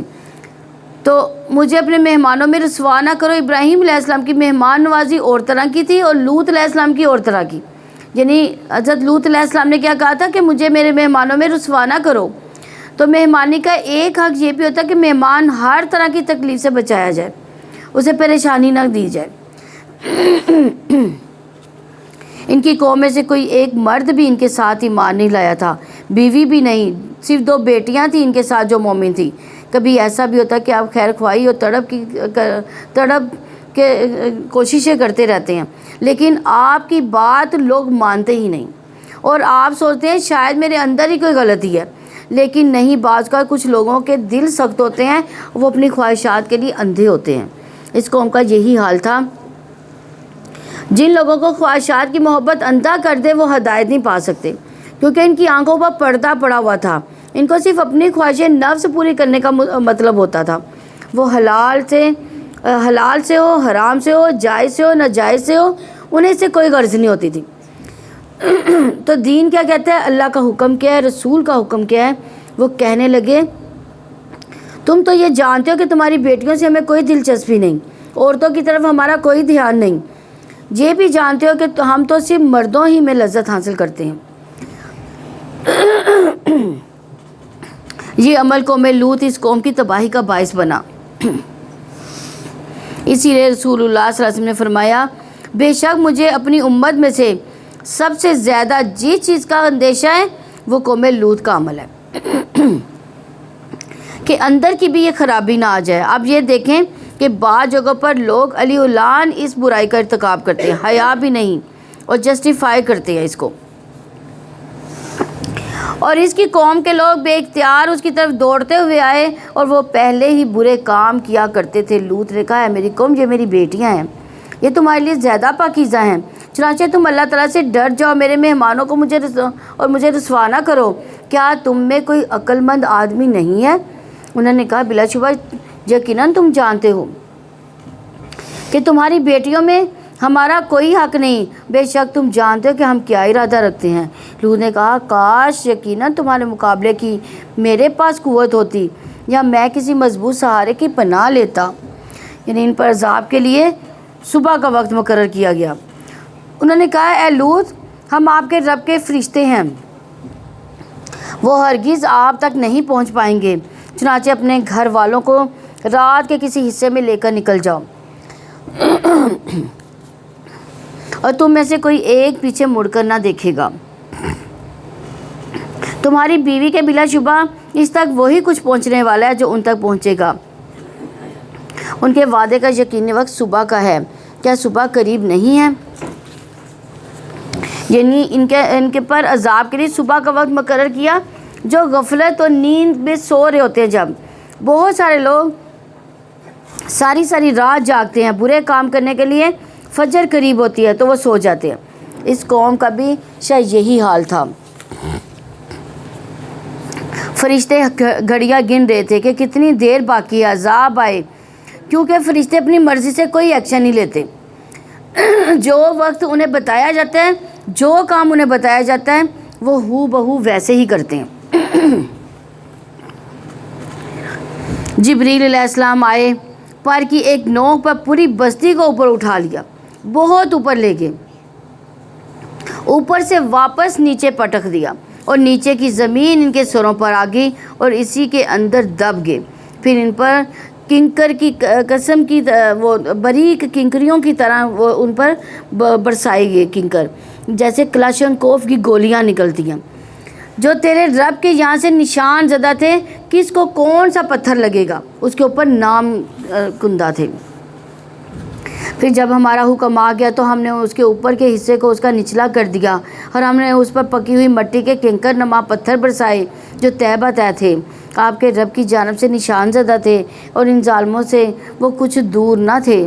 یعنی یہ جو خطہ تھا ظالموں سے کچھ دور نہیں تھا, یعنی مکہ والوں سے کچھ بہت دور نہیں تھا وہ, بلکہ اپنے سفروں میں یہ ڈیڈ سی کے آس پاس اس ویرانی جگہ کو دیکھتے رہتے تھے جو قوم لوط کے علاقہ تھا. یعنی یہ ان کی نگاہیں دیکھتی تھی اللہ کے نافرمانوں کا انجام کیسا ہوا تھا. تو اصل میں یہ عبرت کی نشانی تھی مکہ والوں کے لیے, ان کو بتانے کے لیے کہا گیا تھا کہ تم وہاں سے گزرتے ہو, تم یہ نشانی دیکھتے ہو, پھر بھی اللہ کی نافرمانی کرتے ہو. اور مدین کی طرف ان کے بھائی شعیب کو بھیجا. اس نے کہا اے میری قوم اللہ تعالیٰ کی عبادت کرو, اس کے سوا تمہارا کوئی معبود نہیں, اور ماپ اور تول میں کمی نہ کرو. بلا شبہ میں تمہیں اچھے حال میں دیکھتا ہوں اور یقیناً میں تم پر گھیر لیے جانے والے دن کے عذاب سے ڈرتا ہوں. ہر پیغمبر نے آ کر لوگوں کو کس چیز کی دعوت دی؟ ایک اللہ کی عبادت کی, کیونکہ اللہ نے ہم سب کو اسی لیے پیدا کیا. جیسا کہ اللہ تعالیٰ نے فرمایا وَمَا خَلَقْتُ الْجِنَّ وَالْإِنسَ إِلَّا لِيَعْبُدُونِ, سارے جنوں اور انسانوں کو میں نے کس کے لیے پیدا کیا؟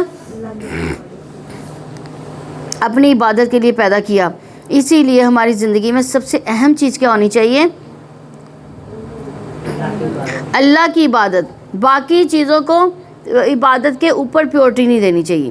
کہیں جا رہے ہیں, کوئی کام کر رہے ہیں, کہیں پہلے دیکھیں نماز کا وقت کون سا ہے, پھر یہ بھی دیکھیں کہ نماز آتی بھی ہے یا نہیں, اس کی حدود فرائض شرائط سب کچھ پتہ بھی ہے کہ نہیں, کہیں سفر پہ ہے, قبلہ کہاں ہے یہ بھی دیکھیں.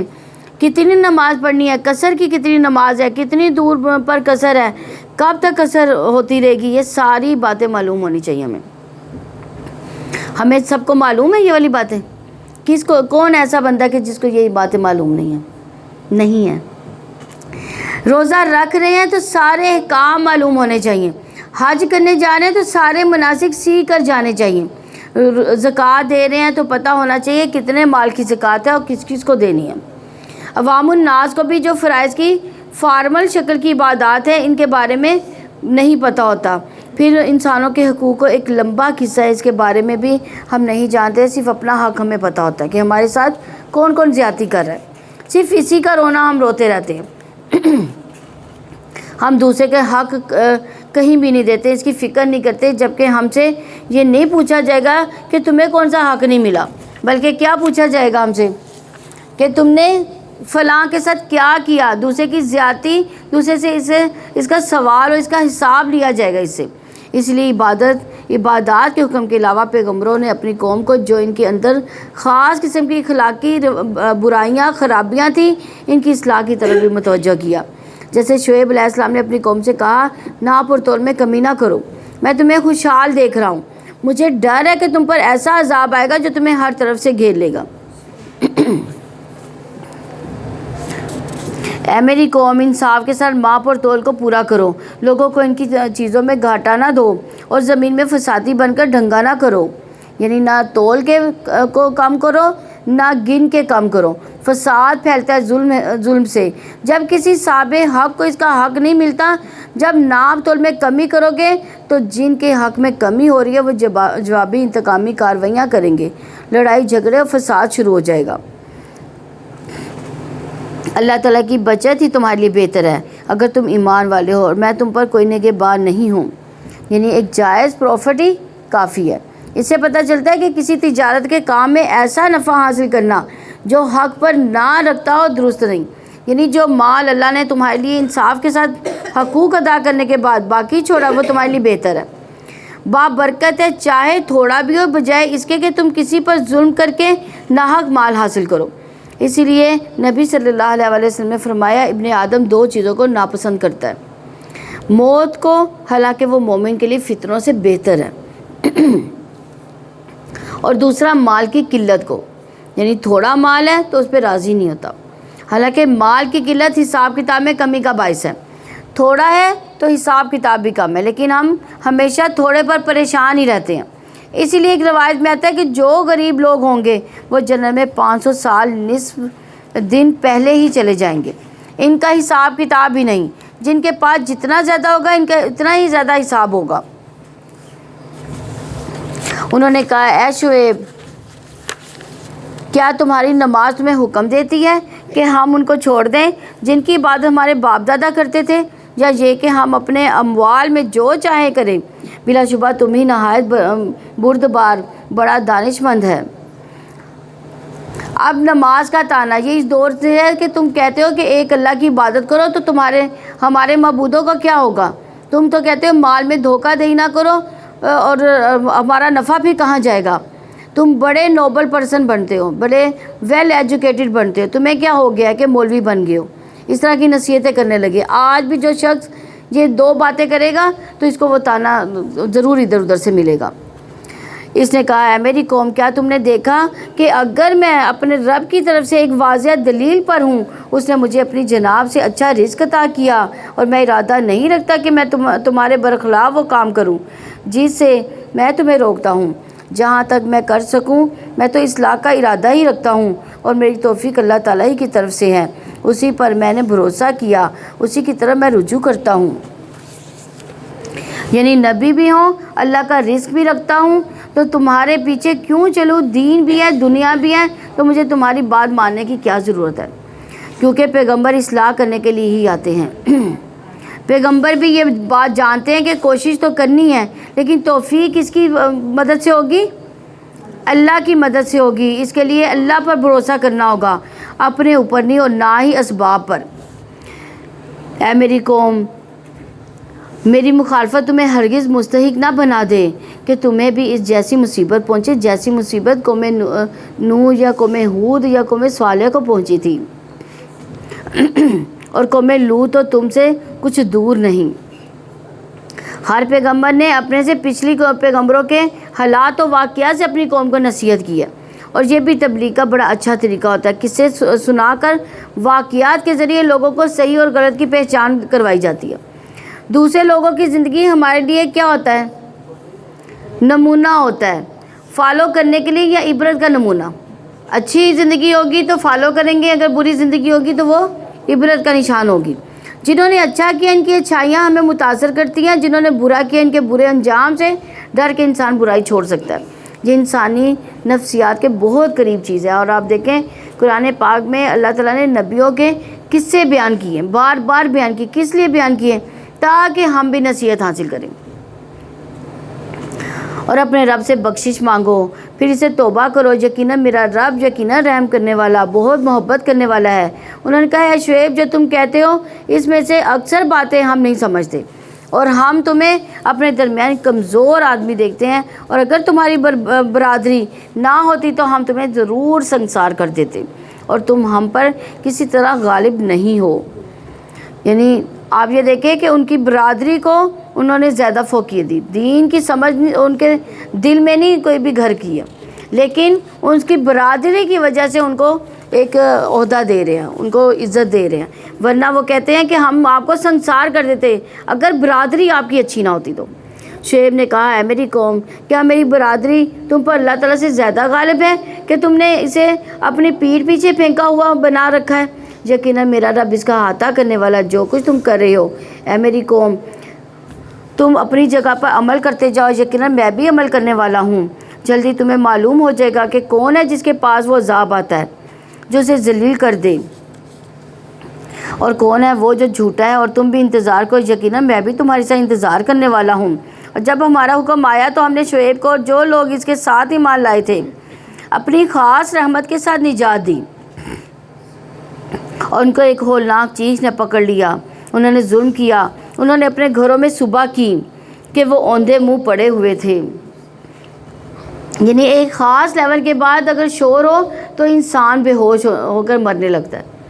بہت زیادہ چیخ و پکار، بہت زیادہ اونچی آواز جو ہے انسان کے ہوش ہی خطا کر دیتی ہے۔ تو دیکھیں انسان کتنا کمزور ہے۔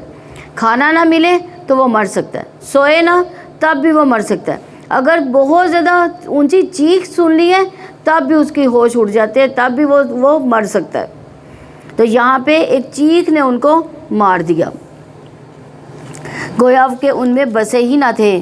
سن لو ہلاکت ہے مدین کے لیے، جس طرح ہلاک ہوئے سمود، اور بلا شبہ یقیناً ہم نے موسیٰ کو اپنی نشانی اور واضح دلیل کے ساتھ بھیجا فرعون اس کے سرداروں کی جانب، تو انہوں نے فرعون کے حکم کی پیروی کی، حالانکہ فرعون کا حکم کسی طرح سے درست نہ تھا۔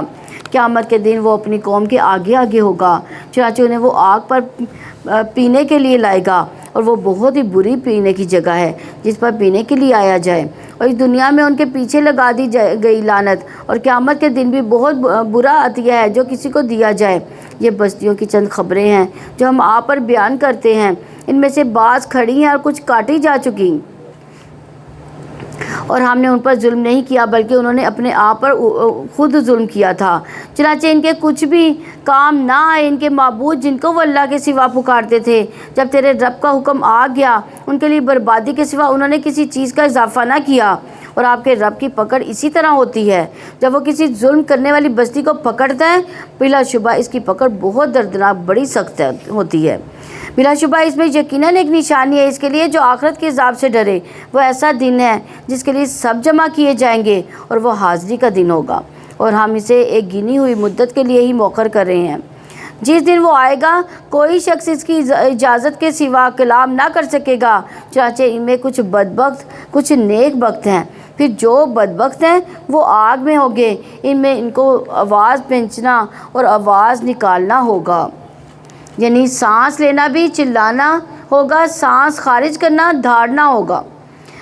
جہنمیوں کی آوازیں گدھے کی آواز کی طرح ہوں گی، انتہائی شدت کی آوازیں ہوں گی۔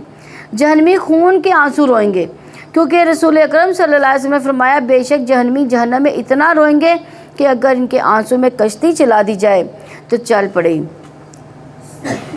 وہ پانی کے آنسوؤں کی جگہ خون کے آنسو روئیں گے، اور جب تک زمین و آسمان قائم ہے وہ اسی میں رہیں گے، یعنی ہمیشہ رہیں گے۔ جب تک زمین و آسمان قائم ہے وہ اسی میں رہیں گے، مگر جو آپ کا رب چاہے۔ یقیناً آپ کا رب جو ارادہ کرتا ہے وہ کر گزرنے والا ہے۔ جن کو نیک بخت قرار دیا جائے گا وہ جنت میں ہمیشہ رہنے والے ہیں جب تک زمین و آسمان قائم ہے، مگر جو آپ کا رب چاہے ایسا عطیہ جو کبھی قطع کیا جانے والا نہیں۔ یعنی اہل جنت کے لیے ہمیشگی ہے، اہل جہنم کے لیے بھی ہمیشگی ہے۔ اس لیے نبی صلی اللہ علیہ وسلم نے فرمایا جب اہل جنت جنت میں چلے جائیں گے، اہل جہنم جہنم میں داخل ہو جائیں گے، تو ایک آواز دینے والا ان کے درمیان کھڑا ہو جائے گا، پکارے گا، اے جہنم والو اب تمہیں موت نہیں آئے گی، اے جنت والو اب تمہیں موت نہیں آئے گی، بلکہ تم ہمیشہ یہی رہو گے۔ تو اس کی آواز کی وجہ سے کیا ہوگا؟ جہنمیوں کی جو غم ہوگا اس کی اور شدت بڑھ جائے گی، اور جنتیوں کی خوشی میں اور اضافہ ہو جائے گا۔ بس آپ کسی شک میں نہ رہیں، جو وہ عبادت کرتے ہیں وہ نہیں عبادت کرتے مگر جیسے اس سے قبل اس کے باپ دادا عبادت کرتے تھے، اور یقیناً ہم ضرور انہیں ان کا پورا حصہ دیں گے جس میں کمی نہیں کی جائے گی۔ اور بلا شبہ یقیناً ہم نے موسیٰ کو کتاب دی، سو آپ میں اختلاف کیا گیا، اور اگر آپ کے رب کی طرف سے پہلے وہ بات نہ ہوتی جو ان کے درمیان ضرور فیصلہ کر دیا جاتا۔ اور بلا شبہ وہ لوگ یقیناً اس قرآن سے بے چین رکھنے والے شک میں ہیں، اور یقیناً آپ کا رب ان سب کو جب وقت آئے گا ان کے اعمال کا یقیناً پورا بدلہ دے گا۔ یقیناً وہ پوری طرح باخبر ہے اس سے جو وہ کرتے ہیں۔ چنانچہ آپ ثابت قدم رہے جیسا کہ آپ کو حکم دیا گیا، اور وہ بھی جنہوں نے آپ کے ساتھ توبہ کی، اور حد سے نہ بڑھو، جو کچھ تم کرتے ہو یقیناً اسے وہ خوب دیکھنے والا ہے۔ اور ان کی طرف نہ جھکو جنہوں نے ظلم کیا، ورنہ تمہیں آگ لگ جائے گی۔ اللہ تعالیٰ کے مقابلے میں تمہارا کوئی مددگار نہ ہوگا، پھر تمہاری مدد بھی نہیں کی جائے گی۔ یعنی اتنی سخت بات کہ نبی صلی اللہ علیہ وسلم نے فرمایا مجھے سورہ ہود اور جیسی صورتوں نے بوڑھا کر دیا، کیونکہ اس میں فرمایا گیا کہ اللہ کے حکم سے بھاگنے کا کوئی راستہ نہیں ہے، کیونکہ دین کتنا بھی مشکل ہو نجات اسی کے اندر ہے، اور ظالموں کی طرح میلان نہیں رکھنا چاہیے، ان کے اعمال پر راضی نہیں ہونا چاہیے۔ اور آپ نماز قائم کریں دن کے دونوں اطراف میں، رات کی چند گھڑیوں میں، بلا شبہ نیکیاں برائیوں کو لے جاتی ہیں۔ یہ اللہ تعالیٰ کی یاد کرنے والوں کے لیے نصیحت ہے۔ یعنی نماز اللہ کے ذکر کا بہترین طریقہ ہے، ایک نارمل طریقہ ہے اللہ کو یاد کرنے کا، اور ایک فرض ہے ادا کرنے کے لیے۔ ایک نماز دوسری نماز کے درمیان ہونے والے گناہوں کا کیا بنتی ہے؟ کفارہ بن جاتی ہے، کیونکہ فرض نماز ادا کرنے سے قدم قدم پر گناہ مٹتے ہیں اور درجات بلند ہوتے ہیں۔ اسی طرح ابو ہریرہ رضی اللہ عنہ کہتے ہیں کہ رسول اللہ صلی اللہ علیہ وسلم نے فرمایا جس نے اپنے گھر میں وضو کیا پھر اللہ کے گھروں میں سے کسی گھر کی طرف چل گیا تاکہ اللہ کے فرائض میں سے ایک فریضے کو ادا کرے، یعنی نماز ادا کرے، تو اس کے دونوں قدموں میں سے ایک گناہ مٹاتا ہے، دوسرا درجہ بلند کرتا ہے۔ دیکھا جائے تو کتنا اجر و ثواب ہے مردوں کے لیے مسجد میں جا کر نماز پڑھنے کا۔ اور آپ صبر کریں، بلا شبہ اللہ تعالیٰ نیکی کرنے والوں کو اجر ضائع نہیں کرتا۔ یعنی نبی کریم صلی اللہ علیہ وسلم کو اس سورہ میں بار بار صبر کی تلقین کی گئی ہے کہ مشکلات میں کیا کرنا ہے؟ گھبرانا نہیں، بلکہ کیا کرنا ہے؟ صبر کرنا ہے۔ اور ہمیں بھی پھر مشکلات میں کیا کرنا چاہیے؟ صبر کرنا چاہیے۔ تم سے پہلے کی قوموں میں سے پھر کچھ بچی کچی بھلائی والے لوگ کیوں نہ ہوئے جو زمین میں فساد سے منع کرتے سوائے تھوڑے سے لوگوں کے، ان میں سے جن کو ہم نے ان میں سے نجات دی، اور وہ لوگ جنہوں نے ظلم کیا وہ ان چیزوں کے پیچھے پڑے رہے جن میں انہیں عیش و آرام دیا گیا تھا، اور وہ جرائم پیشہ تھے۔ اور آپ کا رب ایسا نہیں ہے کہ وہ بستیوں کو ظلم کے ساتھ ہلاک کر دے جبکہ اس کے باشندے اصلاح کرنے والے ہوں، اور اگر آپ کا رب چاہتا تو تمام انسانوں کو یقیناً ایک ہی امت بنا دیتا، اور وہ ہمیشہ اختلاف کرنے والے ہی رہیں گے۔ تو یہاں تمام لوگوں کا ایک طرح کا دماغ نہیں دیا گیا، اللہ تعالیٰ نے ایک ہی سوچ کچھ رکھی ہے، ایک ہی سوچ کچھ، یہ نیچرل چیز ہے، ایک دوسرے کے ساتھ ڈفرینس آف اوپینین ہوتا ہے، لیکن اختلاف کو مخالفت نہیں بننا چاہیے۔ یعنی اگر وہ غلط راستے پر چلیں تو سبھی کی پکڑ میں آ جائیں گے پھر، مگر جن پر آپ کا رب رحم کرے، اور اسی لیے اس نے ان کو پیدا کیا، تیرے رب کی وہ بات پوری ہو گئی کہ میں جہنم کو جنوں اور انسانوں سبھی سے بھر دوں گا۔ اور ہم رسولوں کے واقعات میں سے ہر چیز آپ کو سنا رہے ہیں جس کے ساتھ ہم آپ کا دل مضبوط کرتے ہیں۔ آپ کے پاس اس معاملے میں حق آ گیا، ایمان والوں کے لیے نصیحت اور یاد دہانی ہے۔ یعنی ان سارے واقعات کا مقصد اس آیت میں بتا دیا گیا کہ نبی صلی اللہ علیہ وآلہ وسلم کا دل مضبوط ہو اور ایمان والوں کو نصیحت اور یاد دہانی ہو۔ تو یہ واقعات ایک بار نہیں، بار بار قرآن میں آتے ہیں اور بار بار پڑھنا اور یاد دہانی کے لیے ہوتا ہے۔ اور آپ ان لوگوں سے کہہ دیں جو ایمان نہیں لاتے کہ تم اپنے طریقے پر عمل کرتے رہو، بلا شبہ ہم بھی عمل کرنے والے ہیں، اور تم انتظار کرو، بے شک ہم بھی منتظر ہیں، اور آسمان و زمین کا غیب اللہ تعالیٰ ہی کے لیے ہے، تمام معاملات اسی کی طرف لوٹائے جاتے ہیں۔ سو آپ اسی کی عبادت کریں اور اسی پر بھروسہ رکھیں، اور آپ کا رب اس سے بے خبر نہیں جو تم عمل کرتے ہو۔ یعنی یہ تسلی دلانے والی بات ہے کہ نیکی چھوٹی سی بھی ہو رب کو خوب معلوم ہے۔ سورہ یوسف، یہ سورہ مکہ میں نازل ہوئی۔ کچھ یہودیوں نے نبی صلی اللہ علیہ وآلہ وسلم سے سوال کیا، اور ان کو لگتا تھا بنی اسرائیل کے لوگوں کو جو فلسطین، یعنی بنی اسرائیل کے جو لوگ تھے فلسطین کے باشندے تھے، مصر میں جا کر کیوں آباد ہو گئے، یہ ان کا سوال تھا۔ ان لوگوں کو خیال تھا کہ آپ صلی اللہ علیہ وسلم کے پاس بنی اسرائیل کی تاریخ معلوم کرنے کا کوئی ذریعہ نہیں ہے، اس لیے آپ صلی اللہ علیہ وسلم اس سوال کا جواب نہیں دے پائیں گے، اور پھر آپ صلی اللہ علیہ وسلم کے خلاف ایک پروپیگنڈا کریں گے، پھر ان کو موقع مل جائے گا کہ ہم یہ کہہ دیں گے کہ یہ سچا نبی نہیں ہے۔ تو سورہ یوسف مکی ہے، اس میں 111 آیات اور 12 رکوع ہیں۔ تو اللہ تعالیٰ نے دیکھے ان کے سوال کے جواب میں پوری صورت ہی اتار دی۔ اللہ تعالیٰ کے نام سے جو وسیع رحمت والا نہایت رحم والا ہے۔ الف لام را، یہ واضح کتاب کی آیات ہیں، یقیناً ہم نے عربی زبان بنا کر اسے نازل کیا تاکہ تم سمجھو۔ یعنی عربی ہی اس کا بوجھ اٹھا سکتی تھی، اسی کے اندر اتنی وسعت تھی کہ معنوں کو بیان کیا جا سکے جو بندوں کی سمجھ کے لیے ضروری تھی۔ ہم ایک بہترین کے حساب سے بیان کرتے ہیں اس قرآن کی بدولت جس کو ہم نے آپ کی طرف وحی کیا، اس سے پہلے یقیناً آپ بے خبروں میں سے تھے۔ یعنی نبی صلی اللہ علیہ وسلم کے علم میں یہ کہانی نہیں تھی، تو اللہ تعالیٰ نے پوری سورہ میں ایک ہی واقعہ بیان کیا جو سورہ یوسف میں تھا۔ جب یوسف نے اپنے باپ سے کہا، اے میرے ابا جان، بلا شبہ میں نے 11 ستاروں کو، ایک سورج کو، ایک چاند کو دیکھا، میں نے انہیں دیکھا کہ وہ مجھے سجدہ کرنے والے ہیں۔ یعنی یہاں ہمیں دیکھیں خواب جو ہے ان کو خواب آیا ہے، اور خواب اگر ہم دیکھیں تو 3 طرح کے خواب ہوتے ہیں۔ اچھا خواب جو اللہ کی طرف سے خوشخبری ہے، دوسرا کون سا خواب ہوتا ہے جو شیطان کی طرف سے ہوتا ہے، وہ انسان کو غمگین کر دیتا ہے، اور تیسرا خواب ہے خواب جو بندے کے لیے اپنے اوپر الہام اور خیالات ہوتے ہیں، اپنے ہی وہ جو دل میں سوچ رہا ہوتا ہے۔ اچھا خواب آنے پر کیا کرنا چاہیے؟ کیا کرنا چاہیے اچھا خواب آنے پر؟ اللہ کا شکر ادا کرنا چاہیے، خوش ہونا چاہیے کہ اس کو اپنے ہمدرد اور مخلص لوگوں سے بیان بھی کر دینا چاہیے، یعنی جو آپ کو لگے کہ آپ کے ساتھ مخلص ہیں ان کے ساتھ۔ نبی صلی اللہ علیہ وسلم نے فرمایا خواب کسی عالم یا خیر خواہ ہی سے بیان کیا جائے، لیکن اگر برا خواب آئے تو کسی کو نہ بیان کیا جائے، بلکہ اسے شر سے پناہ مانگنی چاہیے۔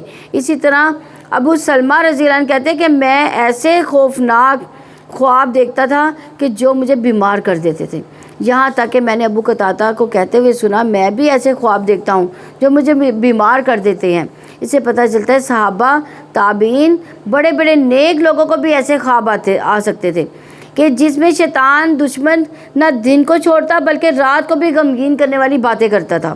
اسی طرح وہ کہتے ہیں کہ میں نے نبی کریم صلی اللہ علیہ وسلم کو فرماتے سنا، تم میں سے جب کوئی ناپسندیدہ خواب دیکھے تو اس کے شر اور شیطان کے شر سے اللہ کی پناہ مانگے، 3 بار بائیں طرف تھتکارے، یوں یعنی تھوکنا نہیں ہے، تھتکارنا ہے، اور کسی سے بھی بیان نہ کرے۔ ایسا کرنے سے وہ خواب اسے کوئی نقصان نہیں دے گا جو برا خواب ہے۔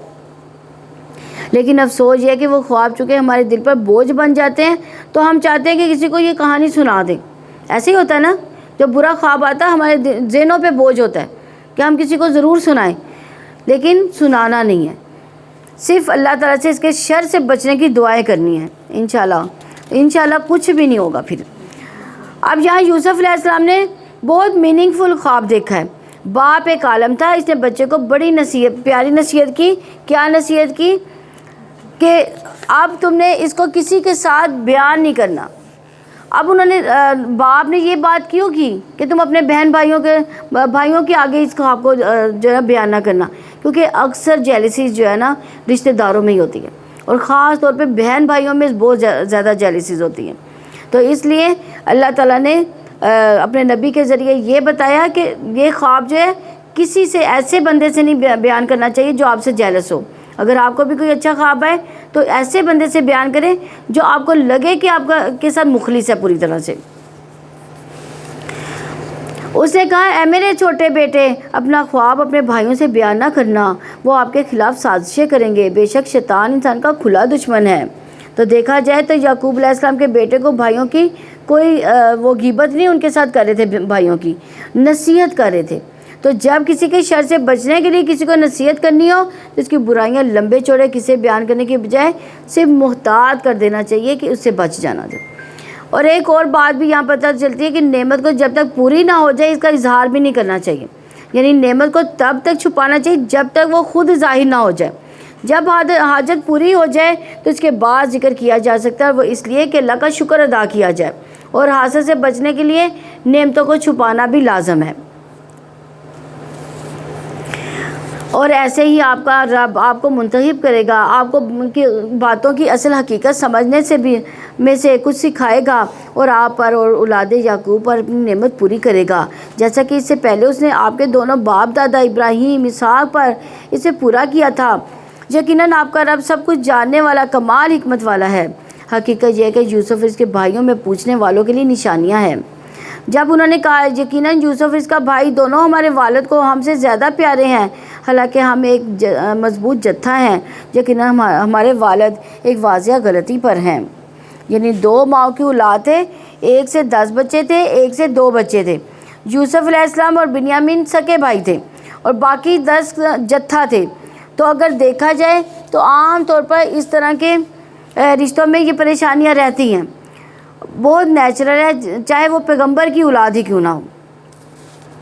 یوسف کو قتل کر دو یا اسے کسی زمین میں پھینک دو، تمہارے باپ کی توجہ تمہاری طرف سے ہو جائے گی، اس کے بعد تم نیک بن جانا. یعنی ابھی جو کرنا ہے کر لو، بعد میں توبہ کر لیں گے. تو اس طرح سے جرم جو وہ معاف نہیں ہوتا کہ پہلے ہم جرم دانستہ طور پہ کریں اور پھر ہم کہیں کہ ہم جرم کرنے کے بعد اللہ سے معافی مانگ لیں گے. اللہ تعالیٰ اس طرح کے جرم معاف نہیں کرتا. ان میں سے ایک کہنے والے نے کہا یوسف کو قتل نہ کرو، اور اگر تم کرنے ہی والے ہو تو اسے کسی اندھے کنویں میں ڈال دو، کوئی قافلہ اسے اٹھا لے جائے گا. انہوں نے کہا اے ہمارے ابا جان، آپ کو کیا ہے کہ آپ یوسف کے بارے میں ہم پر بھروسہ نہیں کرتے، حالانکہ بلا شبہ ہم یقیناً اس کے خیر خواہ ہیں.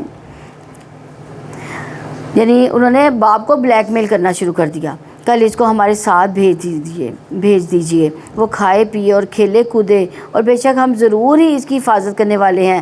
اس نے کہا یقیناً مجھے غم زدہ کرتی ہے یہ بات کہ تم اس کو لے جاؤ، اور میں ڈرتا ہوں کہ اسے بھیڑیا کھا جائے اور تم اسے غافل ہو. انہوں نے کہا اگر واقعی اسے بھیڑیا کھا جائے، حالانکہ ہم ایک مضبوط جتھا ہیں، تب تو ہم یقیناً خسارہ اٹھانے والوں میں سے ہوں گے. پھر جب وہ اسے لے گئے انہوں نے طے کر لیا کہ اسے اندھے کنویں میں ڈال دیں، اور ہم نے ان کی طرف وحی کی کہ تم ان کو ضرور ان کے اس کام کی خبر دو گے، اس حال میں کہ وہ نہیں سمجھتے ہوں گے. اور وہ رات کو اپنے باپ کے پاس آئے کہ وہ رو رہے تھے. انہوں نے کہا اے ہمارے ابا جان، بے شک ہم دوڑ میں ایک دوسرے سے آگے نکلتے چلے گئے. یوسف کو ہم نے اپنے سامان کے پاس چھوڑ دیا، سو اس کو بھیڑیا کھا گیا، اور آپ ہرگز ہمارا یقین کرنے والے نہیں، خواہ ہم سچے ہوں. اور وہ یوسف کی قمیض پر جھوٹا خون لگا لائے. باپ نے کہا بلکہ تمہارے نفس نے تمہارے لیے ایک کام کو مزین کر دیا، سو میرا کام اچھا صبر ہے. اللہ تعالیٰ ہی سے اس کی مدد مانگی جا سکتی ہے جو تم بیان کرتے ہو. تو اس آیت سے کچھ نکات سامنے آتے ہیں، جس میں ایک یہ کہ اتنی بڑی بات ہوگی، یعنی اولاد کے درمیان حسد ہے. جب گھر میں مسائل ہوتے ہیں تو بہت سی چیزوں پر جو ہے اعراض بھی برتنا پڑتا ہے. یہ معلوم تھا کہ بچے قصوروار ہیں، بچے کو اندھے کنویں میں ڈالا ہے، لیکن اس پر کیا کہہ رہے ہیں کہ میں تو صبر ہی کروں گا. تو یعقوب علیہ السلام اپنے غم اور دکھ کی بات کہتے ہیں کہ میں اللہ سے مدد لوں گا. اللہ کے سوا کسی سے شکوہ نہیں کروں گا۔ اور دوسرا صبر جمیل، وہ صبر ہوتا ہے جس میں شکوہ شکایتیں نہیں ہوتی۔ ہر ایک کو کہانی نہیں سنانی جانی چاہیے غموں کی۔ اس کے بارے میں ایمان سوری کہتے ہیں 3 باتیں صبر میں آتی ہیں: اپنی تکلیف کو بیان نہ کرنا، اپنی مصیبت کا ذکر نہ کرنا، اور نہ ہی اپنے آپ کو پاک قرار دینا۔ اور تیسرا نقطہ کہ اولاد کی تربیت میں چاہے وہ چھوٹے ہوں یا بڑے، صبر جمیل ہی سے کام چلتا ہے۔ اور ایک راہ چلتا قافلہ آیا تو انہوں نے اپنا پانی لانے والا بھیجا، چنانچہ اس نے اپنا ڈول لٹکایا تو کہا مبارک ہو، یہ ایک لڑکا ہے۔ انہوں نے تجارت کا مال بنا کر اسے چھپا رکھا، حالانکہ اللہ تعالیٰ سب کچھ جاننے والا ہے اس کو جو وہ کر رہے تھے۔ اور انہوں نے تھوڑی سی قیمت پر چند گنے ہوئے درموں میں اسے بیچ دیا، اور وہ اس سے رغبت نہ رکھنے والے تھے، یعنی چونکہ انہیں ڈر تھا کہ مالک نہ آ جائے اور نفع بھی نہ مل جائے۔ جیسے چوری کا مال بیچنا، اونے پونے داموں میں انہوں نے بیچ دیا۔ اور کتنے حسین تھے یوسف، کتنے بہترین تھے وہ، لیکن قیمت ان کی کیا لگی۔ کبھی کبھی بڑے اچھے لوگوں کی بڑی ناقدری ہوتی ہے، تو اس پر بھی رنج نہیں کرنا چاہیے، اچھے دنوں کا انتظار کرنا چاہیے۔ اور مصر کے جس شخص نے اسے خریدا، اس نے اپنی بیوی سے کہا اس کی رہائش باعزت رکھو، امید ہے کہ وہ ہمیں فائدہ دے یا ہم اسے بیٹا بنا لیں۔ اس طرح ہم نے یوسف کو اس زمین میں جگہ دی، اور تاکہ ہم اسے باتوں کی اصل حقیقت سے کچھ سکھائیں۔ اللہ تعالیٰ اپنے کام پر غالب ہے، لیکن اکثر لوگ جانتے نہیں۔ یعنی بظاہر تکلیف تھی، گھر سے دوری تھی، لیکن ایک ترقی یافتہ ملک میں سیکھنے کے چانسز بھی بہت زیادہ تھے۔ اللہ تعالیٰ انہیں کچھ اور مقام دینا چاہتے تھے جس کے لیے تربیت فلسطین کے گاؤں میں نہیں ہو سکتی تھی۔ بظاہر حالات تکلیف دہ تھے، لیکن اللہ تعالیٰ کہیں اور پہنچا رہا تھا۔ اور جب وہ پختہ عمری کو پہنچا، ہم نے اسے بڑی قوت فیصلہ اور بڑا علم عطا کیا، اور ہم نیکی کرنے والوں کو ایسے ہی جزا دیتے ہیں۔ اور جس عورت کے گھر میں وہ تھا، اس نے یوسف کو اس کے نفس سے بہکایا۔ اس نے تمام دروازے خوب بند کر دیے اور بولی جلدی آؤ۔ یوسف نے کہا اللہ تعالیٰ کی پناہ، بلا شبہ میرے مالک نے مجھے اچھا ٹھکانہ دیا، یقیناً ظالم فلاح نہیں پاتے، احسان کا بدلہ اس طرح دو۔ نبی کریم صلی اللہ علیہ وسلم نے فرمایا میں نے اپنے بعد مردوں پر کوئی فتنہ عورتوں سے زیادہ نقصان دینے والا نہیں چھوڑا۔ بعض عورتیں مردوں کو برائی کی طرف دعوت دیتی ہیں، بعض اوقات لباس کے ذریعے، بعض اوقات انداز کے ذریعے۔ یہ ایک بہت بڑے فتنے کی بات ہوتی ہے جس کے لیے مرد کو غض بصر کے لیے کہا گیا ہے۔ اور بلا شبہ یقیناً اس عورت نے اس کا ارادہ کیا، اور یوسف بھی اس عورت کا ارادہ کر لیتا اگر یہ بات نہ ہوتی کہ اس نے اپنے رب کی دلیل دیکھ لی۔ ایسا ہی ہوا تاکہ ہم اسے بدی اور بے حیائی کو ہٹا دیں، یقیناً وہ ہمارے خالص کیے ہوئے بندوں میں سے تھا۔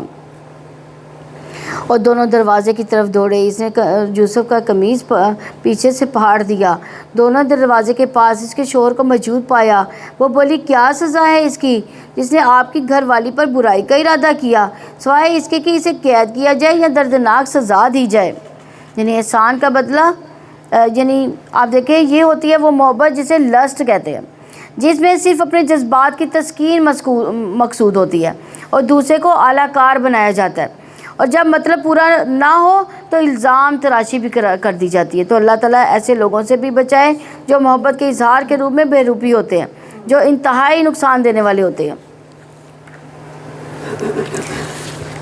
اس یوسف نے کہا اسی نے میرے نفس کے بارے میں مجھے بہکایا۔ اور عورت کے خاندان میں سے ایک گواہ نے گواہی دی کہ اگر یوسف کی قمیض آگے سے پھاڑ دی گئی ہے تو عورت نے سچ کہا اور وہ جھوٹوں میں سے ہے، اور اگر اس کی قمیض پیچھے سے پھاڑ دی گئی ہے تو عورت نے جھوٹ کہا اور وہ سچوں میں سے ہے۔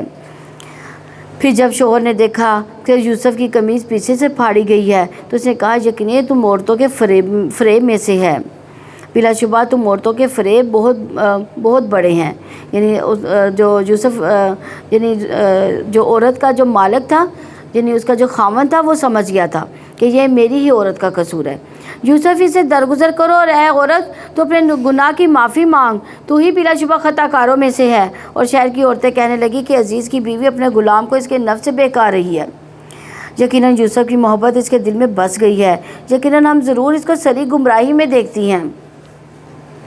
تو جب اس عورت نے اس کے فریب کے بارے میں سنا تو انہیں پیغام بھیجا، ان کے لیے تکیہ دار مجلس منعقد کی، ان میں سے ہر ایک کو ایک چھری دی اور یوسف سے کہا کہ ان کے سامنے نکل آؤ۔ پھر جب عورتوں نے اسے دیکھا تو اسے بڑا پایا اور وہ اپنے ہاتھ کاٹ بیٹھیں اور کہا اللہ کی پناہ یہ انسان نہیں، یہ تو کوئی معزز فرشتہ ہے۔ عزیز کی بیوی نے کہا یہی تو ہے وہ جس کے بارے میں تم نے مجھے ملامت کی تھی، اور میں نے اسے اس کے نفس سے بہکایا تو وہ بچ نکلا، اور واقعی اگر اس نے نہ کیا تو میں اسے حکم دیتی ہوں وہ قید کیا جائے گا اور وہ ضرور ذلیل ہونے والوں میں سے ہو جائے گا۔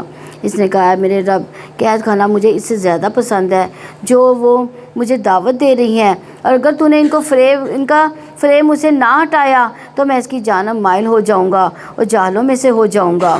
یعنی یوسف علیہ السلام نے گناہوں نافرمانیوں کے مقابلے میں جیل اور مصیبت کو اختیار کر لیا۔ کتنی بڑی بات تھی، اللہ تعالیٰ سے دعا کی کہ ان کے دل کو دین پر جما دے، اپنی اطاعت کی طرف پھیر رکھے۔ اگرچہ ان کا ایمان پہاڑوں برابر تھا لیکن پھر بھی دعا کی، کیونکہ اللہ کی توفیق سے ہی انسان گناہوں سے بچ سکتا ہے۔ چنانچہ اس کے رب نے اس کی دعا قبول فرمائی، سو ان کا فریب اسے دور کر دیا۔ یقیناً وہ سب کچھ سننے والا، سب کچھ جاننے والا ہے۔ تو کئی دلائل مل جانے کے باوجود بھی انہوں نے یہ مناسب سمجھا کہ یوسف علیہ السلام کو جیل میں ڈال دیا جائے، کیونکہ اب ایک نہیں ساری عورتیں اس کی محبت میں گرفتار ہو چکی تھیں۔ اب فتنہ اور زیادہ پھیل گیا تھا۔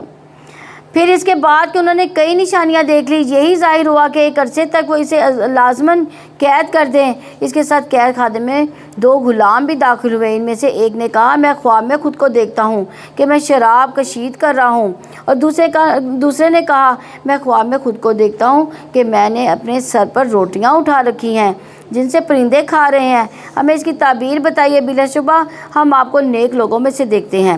یوسف نے کہا تم دونوں کا کھانا جو تمہیں یہاں ملتا ہے تمہارے پاس وہ نہیں آئے گا، مگر اس سے پہلے ہی میں اس کی تعبیر تمہیں بتا دوں گا۔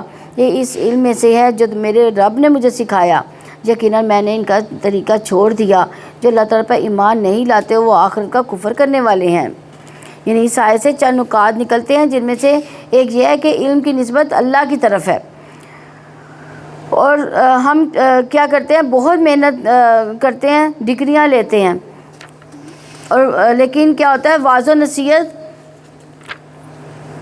پہلا نقطہ ہے کہ علم کی نسبت اللہ کی طرف ہوتی ہے، اور دوسرا نقطہ اس سے یہ ہے کہ واعظ و نصیحت میں دوسرے کو بور نہیں کرنا چاہیے بلکہ مختصر ہونی چاہیے، اور پھر محدود مدت کے لیے ہونی چاہیے۔ اسی لیے ابن مسعود رضی اللہ عنہ کہتے ہیں کہ نبی صلی اللہ علیہ وسلم نے ہمیں نصیحت کرنے کے لیے ہمارے لیے کچھ دن مقرر کر دیے تھے، اس ڈر سے کہ کہیں ہم اکتا نہ جائیں۔ اسی طرح آپ صلی اللہ علیہ وسلم نے فرمایا آدمی کا لمبی نماز مختصر خطبہ اس کی سمجھداری کی علامت ہے، پس نماز لمبی کیا کرو، خطبہ مختصر دیا کرو۔ اور میں نے اپنے آباء و اجداد یعنی ابراہیم، اسحاق، یعقوب کے دین کی پیروی کی۔ ہمارا یہ کام نہیں کہ ہم اللہ تعالیٰ کے ساتھ کسی کو شریک ٹھہرائیں، یہ ہم پر اور تمام لوگوں پر اللہ تعالیٰ کے فضل میں سے ہے، لیکن اکثر وہ شکر ادا نہیں کرتے۔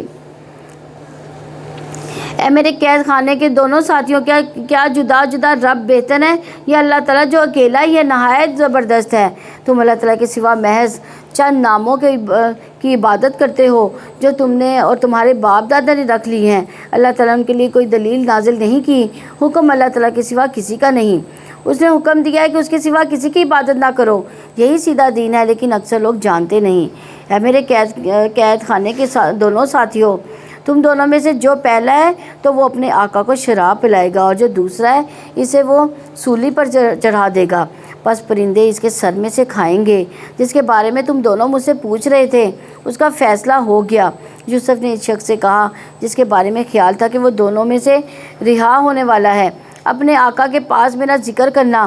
تو شیطان نے اسے اپنے آقا سے یوسف کا ذکر کرنا بھلا دیا، تو وہ کئی سال قید خانے میں رہا۔ یعنی بعض کہتے ہیں یوسف علیہ السلام 9 سال قید میں رہے، اس کے بعد بعض کہتے ہیں 14 سال، لمبی آزمائش تھی۔ رسول اللہ صلی اللہ علیہ وسلم نے فرمایا مجھے اپنے بھائی یوسف کے صبر اور کشادہ دلی پر بڑا تعجب ہے، اللہ ان کو معاف فرمائے۔ ان کے پاس ایک آدمی آیا تاکہ وہ باہر نکل سکے، لیکن وہ اس وقت تک نہ نکلے جب تک ان پر الزام جو لگایا گیا تھا اس کی وضاحت نہ کر دی گئی۔ اگر میں ہوتا تو دروازے کی طرف لپک پڑتا، تو اگر اذکرنی عند ربک والی بات نہ ہوتی وہ جیل کے اندر نہ ٹھہرتے۔ اور بادشاہ نے کہا بلا شبہ میں خواب دیکھتا ہوں کہ 7 موٹی گائیں ہیں جن کو 7 دبلی کھا رہی ہیں، 7 سبز بالیاں ہیں، دوسری 7 سوکھی ہیں۔ اے سردارو، مجھے تم میرے اس خواب کی تعبیر بتاؤ اگر تم خواب کی تعبیر دیتے ہو۔ انہوں نے کہا پریشان باتیں خوابوں کی، اور ہم ایسے خوابوں کی تعبیر بالکل جاننے والے نہیں۔ اور ان میں سے جس نے رہائی پائی تھی اسے ایک مدت بعد یاد آیا، اس نے کہا میں تم کو اس کی تعبیر بتا دوں گا، سو مجھے بھیج دو۔ یوسف اے نہایت سچے، ہمیں خواب کی تعبیر بتائیے کہ 7 موٹی گائیں ہیں جن کو 7 دبلی گائیں کھا رہی ہیں، 7 سبز بالیاں ہیں، دوسری 7 سوکھی ہیں، تاکہ میں اس کی طرف واپس جاؤں تاکہ وہ جان لیں۔ یعنی اب یوسف علیہ السلام نے یہ نہیں کہا کہ پہلے یہ بتاؤ کہ میرا کام کیوں نہیں کیا تھا، بلکہ تعبیر بتا دی۔ اس نے کہا تم 7 سال تک لگاتار کھیتی باڑی کرو گے، تو جو فصل تم کاٹو تو اسے بالیوں میں ہی رہنے دو، مگر تھوڑا سا جو تم کھا لو۔ پھر اس کے بعد 7 سخت سال آئیں گے جو سب کچھ کھا جائیں گے جو تم نے اس کے لیے پہلے جمع کیا تھا، اس تھوڑی سی مقدار کے سوا جسے تم محفوظ رکھو گے۔ پھر اس کے بعد ایک ایسا سال آئے گا جس میں لوگوں پر بارشیں برسائی جائیں گی اور ان میں سے وہ رس نچوڑیں گے۔ اور بادشاہ نے کہا اسے میرے پاس لاؤ۔ پھر جب قاصد اس کے پاس آیا تو اس نے کہا تم اپنے آقا کے پاس واپس جاؤ، تو اس سے پوچھو کہ ان عورتوں کا کیا حال ہے جنہوں نے اپنے ہاتھ کاٹ دیے تھے، یقیناً میرا رب ان کے فریب کا خوب جاننے والا ہے۔ سبحان اللہ، اتنے سال قید رہنے کے باوجود کیا کہا کہ میرے کردار پر جو الزام لگا پہلے اس کا پتہ لگاؤ۔ بادشاہ نے کیا کہا؟ بادشاہ نے کہا تمہارا کیا معاملہ تھا جب تم نے یوسف کو اس کے نفس سے بہکانے کی کوشش کی تھی؟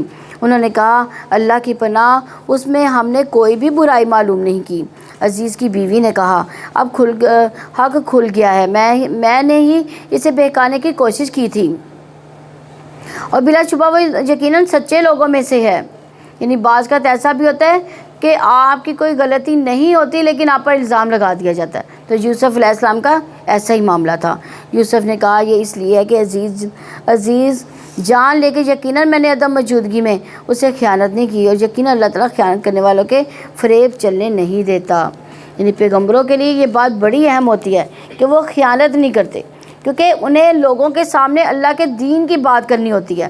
نبی صلی اللہ علیہ وسلم بھی صادق اور امین تھے، خیانت کار نہیں تھے، کیونکہ خیانت کا انجام اچھا نہیں ہوتا۔ اللہ تعالیٰ ہمیں اس کو سمجھنے، اس پر عمل کرنے کی توفیق عطا فرمائے۔ اللہ تعالیٰ ہمیں قرآن پڑھنا آسان فرما دے، ہمیں نمازیں پڑھنی آسان فرما دے، ہمارے لیے ذکر اذکار کرنا آسان فرما دے۔ اللہ تعالیٰ ہمارے لیے نیکیاں کرنا آسان فرما دے۔ اللہ تعالیٰ ہماری نمازیں روزے قبول فرمائے، ہمارا پڑھنا پڑھانا قبول فرمائے، ہمارا یہاں پہ آنا اور یہاں سے جانا قبول فرمائے۔ اللہ تعالیٰ یہ ہماری ساری نیکیاں لکھ لے۔ یا ارحم الراحمین ہمیں دنیا کی بھی بھلائیاں عطا فرما دے، آخرت کی بھی بھلائیاں عطا فرما دے۔ یا ارحم الراحمین ہم میں سے جو بیمار ہے اللہ تعالیٰ ان کی بیماریوں کو صحت میں بدل دے، جو گھروں سے پریشان ہے اللہ تعالیٰ ان کی پریشانیوں کو راحتوں میں بدل دے۔ یا ارحم الراحمین ہمیں اپنے گھروں کا سکون عطا فرما دے۔ یا ارحم الراحمین ہماری بیٹیوں کے اچھے بر عطا فرما دے، ہمارے بیٹوں کے اچھے روزگار عطا فرما دے۔ یا ارحم الراحمین ہم سب میں سلوک اتفاق پیدا کر دے۔ یا ارحم الراحمین ہم دنیا سے جائیں تو کلمہ پڑھنا ہمیں نصیب فرما دے۔ اللہ یا ارحم الراحمین آخری وقت میں جب شیطان ہمیں بہکا رہا ہوگا اللہ تو اپنی پناہ میں لے لینا۔ اللہ قبر کے عذاب سے محفوظ فرمانا۔ اللہ ہماری قبروں کو تحت نگاہ جنت کے باغات بنا دینا۔ یا ارحم الراحمین عرش کا سایہ نصیب فرمانا اس وقت جب بہت گھبراہٹیں ہوں گی۔ اللہ ہر انسان اپنے صدقے کے سائے کے نیچے ہوگا۔ یا ارحم الراحمین ہر انسان پریشان ہوگا۔ اللہ اس وقت تو ہمیں راحت عطا فرمانا، اپنا عرش کا سایہ نصیب فرمانا، اللہ اپنی پناہ عطا فرمانا۔ یا ارحم الراحمین ہم سب کے دلوں کو صاف کر دے، اللہ تو ہم سب کے دلوں کو صاف پاک کر دے، کینہ، حسد، بغض، نفاق جیسی بیماریوں سے پاک کر دے۔ اللہ ہمارے دل صاف شفاف کر دے، ہمارے رشتوں میں محبت پیدا کر دے۔ یا ارحم الراحمین ہمیں اچھے رشتے عطا فرما دے، اچھے ہمسائے عطا فرما دے۔ یا ارحم الراحمین ہم سب مسلمانوں میں اتحاد پیدا ہو جائے۔ یا ارحم الراحمین فلسطین کے مسلمانوں کی مدد فرما۔ یا ارحم الراحمین کشمیر کے مسلمانوں کی مدد فرما۔ یا ارحم الراحمین ہمارے ملک کے حکمرانوں کو ہدایت عطا فرما۔ یا ارحم الراحمین ہمارے ملک کے لیے اچھے نظام ان کو چلانے کی توفیق عطا فرما دے۔ یا ارحم الراحمین ہم سب مسلمانوں کے لیے آسانیاں عطا فرما دے۔ یا ارحم الراحمین ہم تجھ سے دعا کرتی ہیں، اللہ ہمارے ہاتھ تیرے آگے پھیلے ہوئے ہیں، اللہ میں نہیں جانتی جس کے دل میں جو دعا ہے، اللہ تو سب کی تمنائیں پوری کر دے۔ یا ارحم الراحمین سب کی دعائیں قبول فرما دے۔ اللہ جس نے مجھے دعا کا کہا ہے، اللہ تو جانتا ہے، اللہ میں نہیں جانتی اس کے کس حد تک، کس خواہش تک اس کی دعا ہے، اللہ اس کی خواہش سے بھی زیادہ اس کی خواہش پوری کر دے۔ یا ارحم الراحمین اس کی خواہش سے زیادہ اس کی خواہشیں پوری کر دے۔ اللہ جو ہم مانگ سکے اللہ وہ بھی ہمیں عطا کرنا، اللہ ہم جو نہیں مانگ سکے اللہ وہ بھی ہمیں عطا فرمانا۔ اللہ تو زیادہ رحم کرنے والا غفور الرحیم ہے، اللہ ہمارے گناہوں کو بخش دے۔ یا ارحم الراحمین ہم بڑے گناہ گار، بڑے سیاکار، ہم گناہ گار ہیں اللہ، ہم اپنے گناہوں کا بوجھ نہیں اپنے پر پال سکتے، اللہ ہم گناہ نہیں اٹھا سکتے، اللہ ہمارے یہ گناہوں کا بوجھ ہم پر ہلکا کر دے، اللہ ہم سب کے گناہوں کو پاک کر دے۔ اللہ اس دنیا سے جائیں تو ہم بے گناہ ہو کر جائیں، اللہ اس دنیا میں بھی ہماری مغفرت فرما لینا۔ یا ارحم الراحمین ہمیں توفیق دیتے رہنا، ہم نیکیوں کا کام کرتے رہیں، اللہ تیرے ذکر اذکار کی مجلسوں میں آتے جاتے رہیں، اللہ ہمیں سمجھ آ جائے، اللہ عمل کرنے والا بنا دینا، اللہ جو سیکھا ہے اللہ عمل میں لانے کی توفیق عطا فرما دے، اللہ اپنا فرما بردار بنا لے، اللہ ہم تجھ سے راضی، اللہ تو ہم سے راضی ہو جانا، اللہ ہم تجھ سے راضی، اللہ تو ہم سے راضی ہو جانا۔ صلی اللہ علی خیر خلقہ وعلی محمد صلی اللہ علیہ وسلم۔ سبحانک اللہم و بحمدک نشہد ان لا الہ الا انت نستغفرک و نتوب الیک۔ السلام علیکم ورحمۃ اللہ وبرکاتہ۔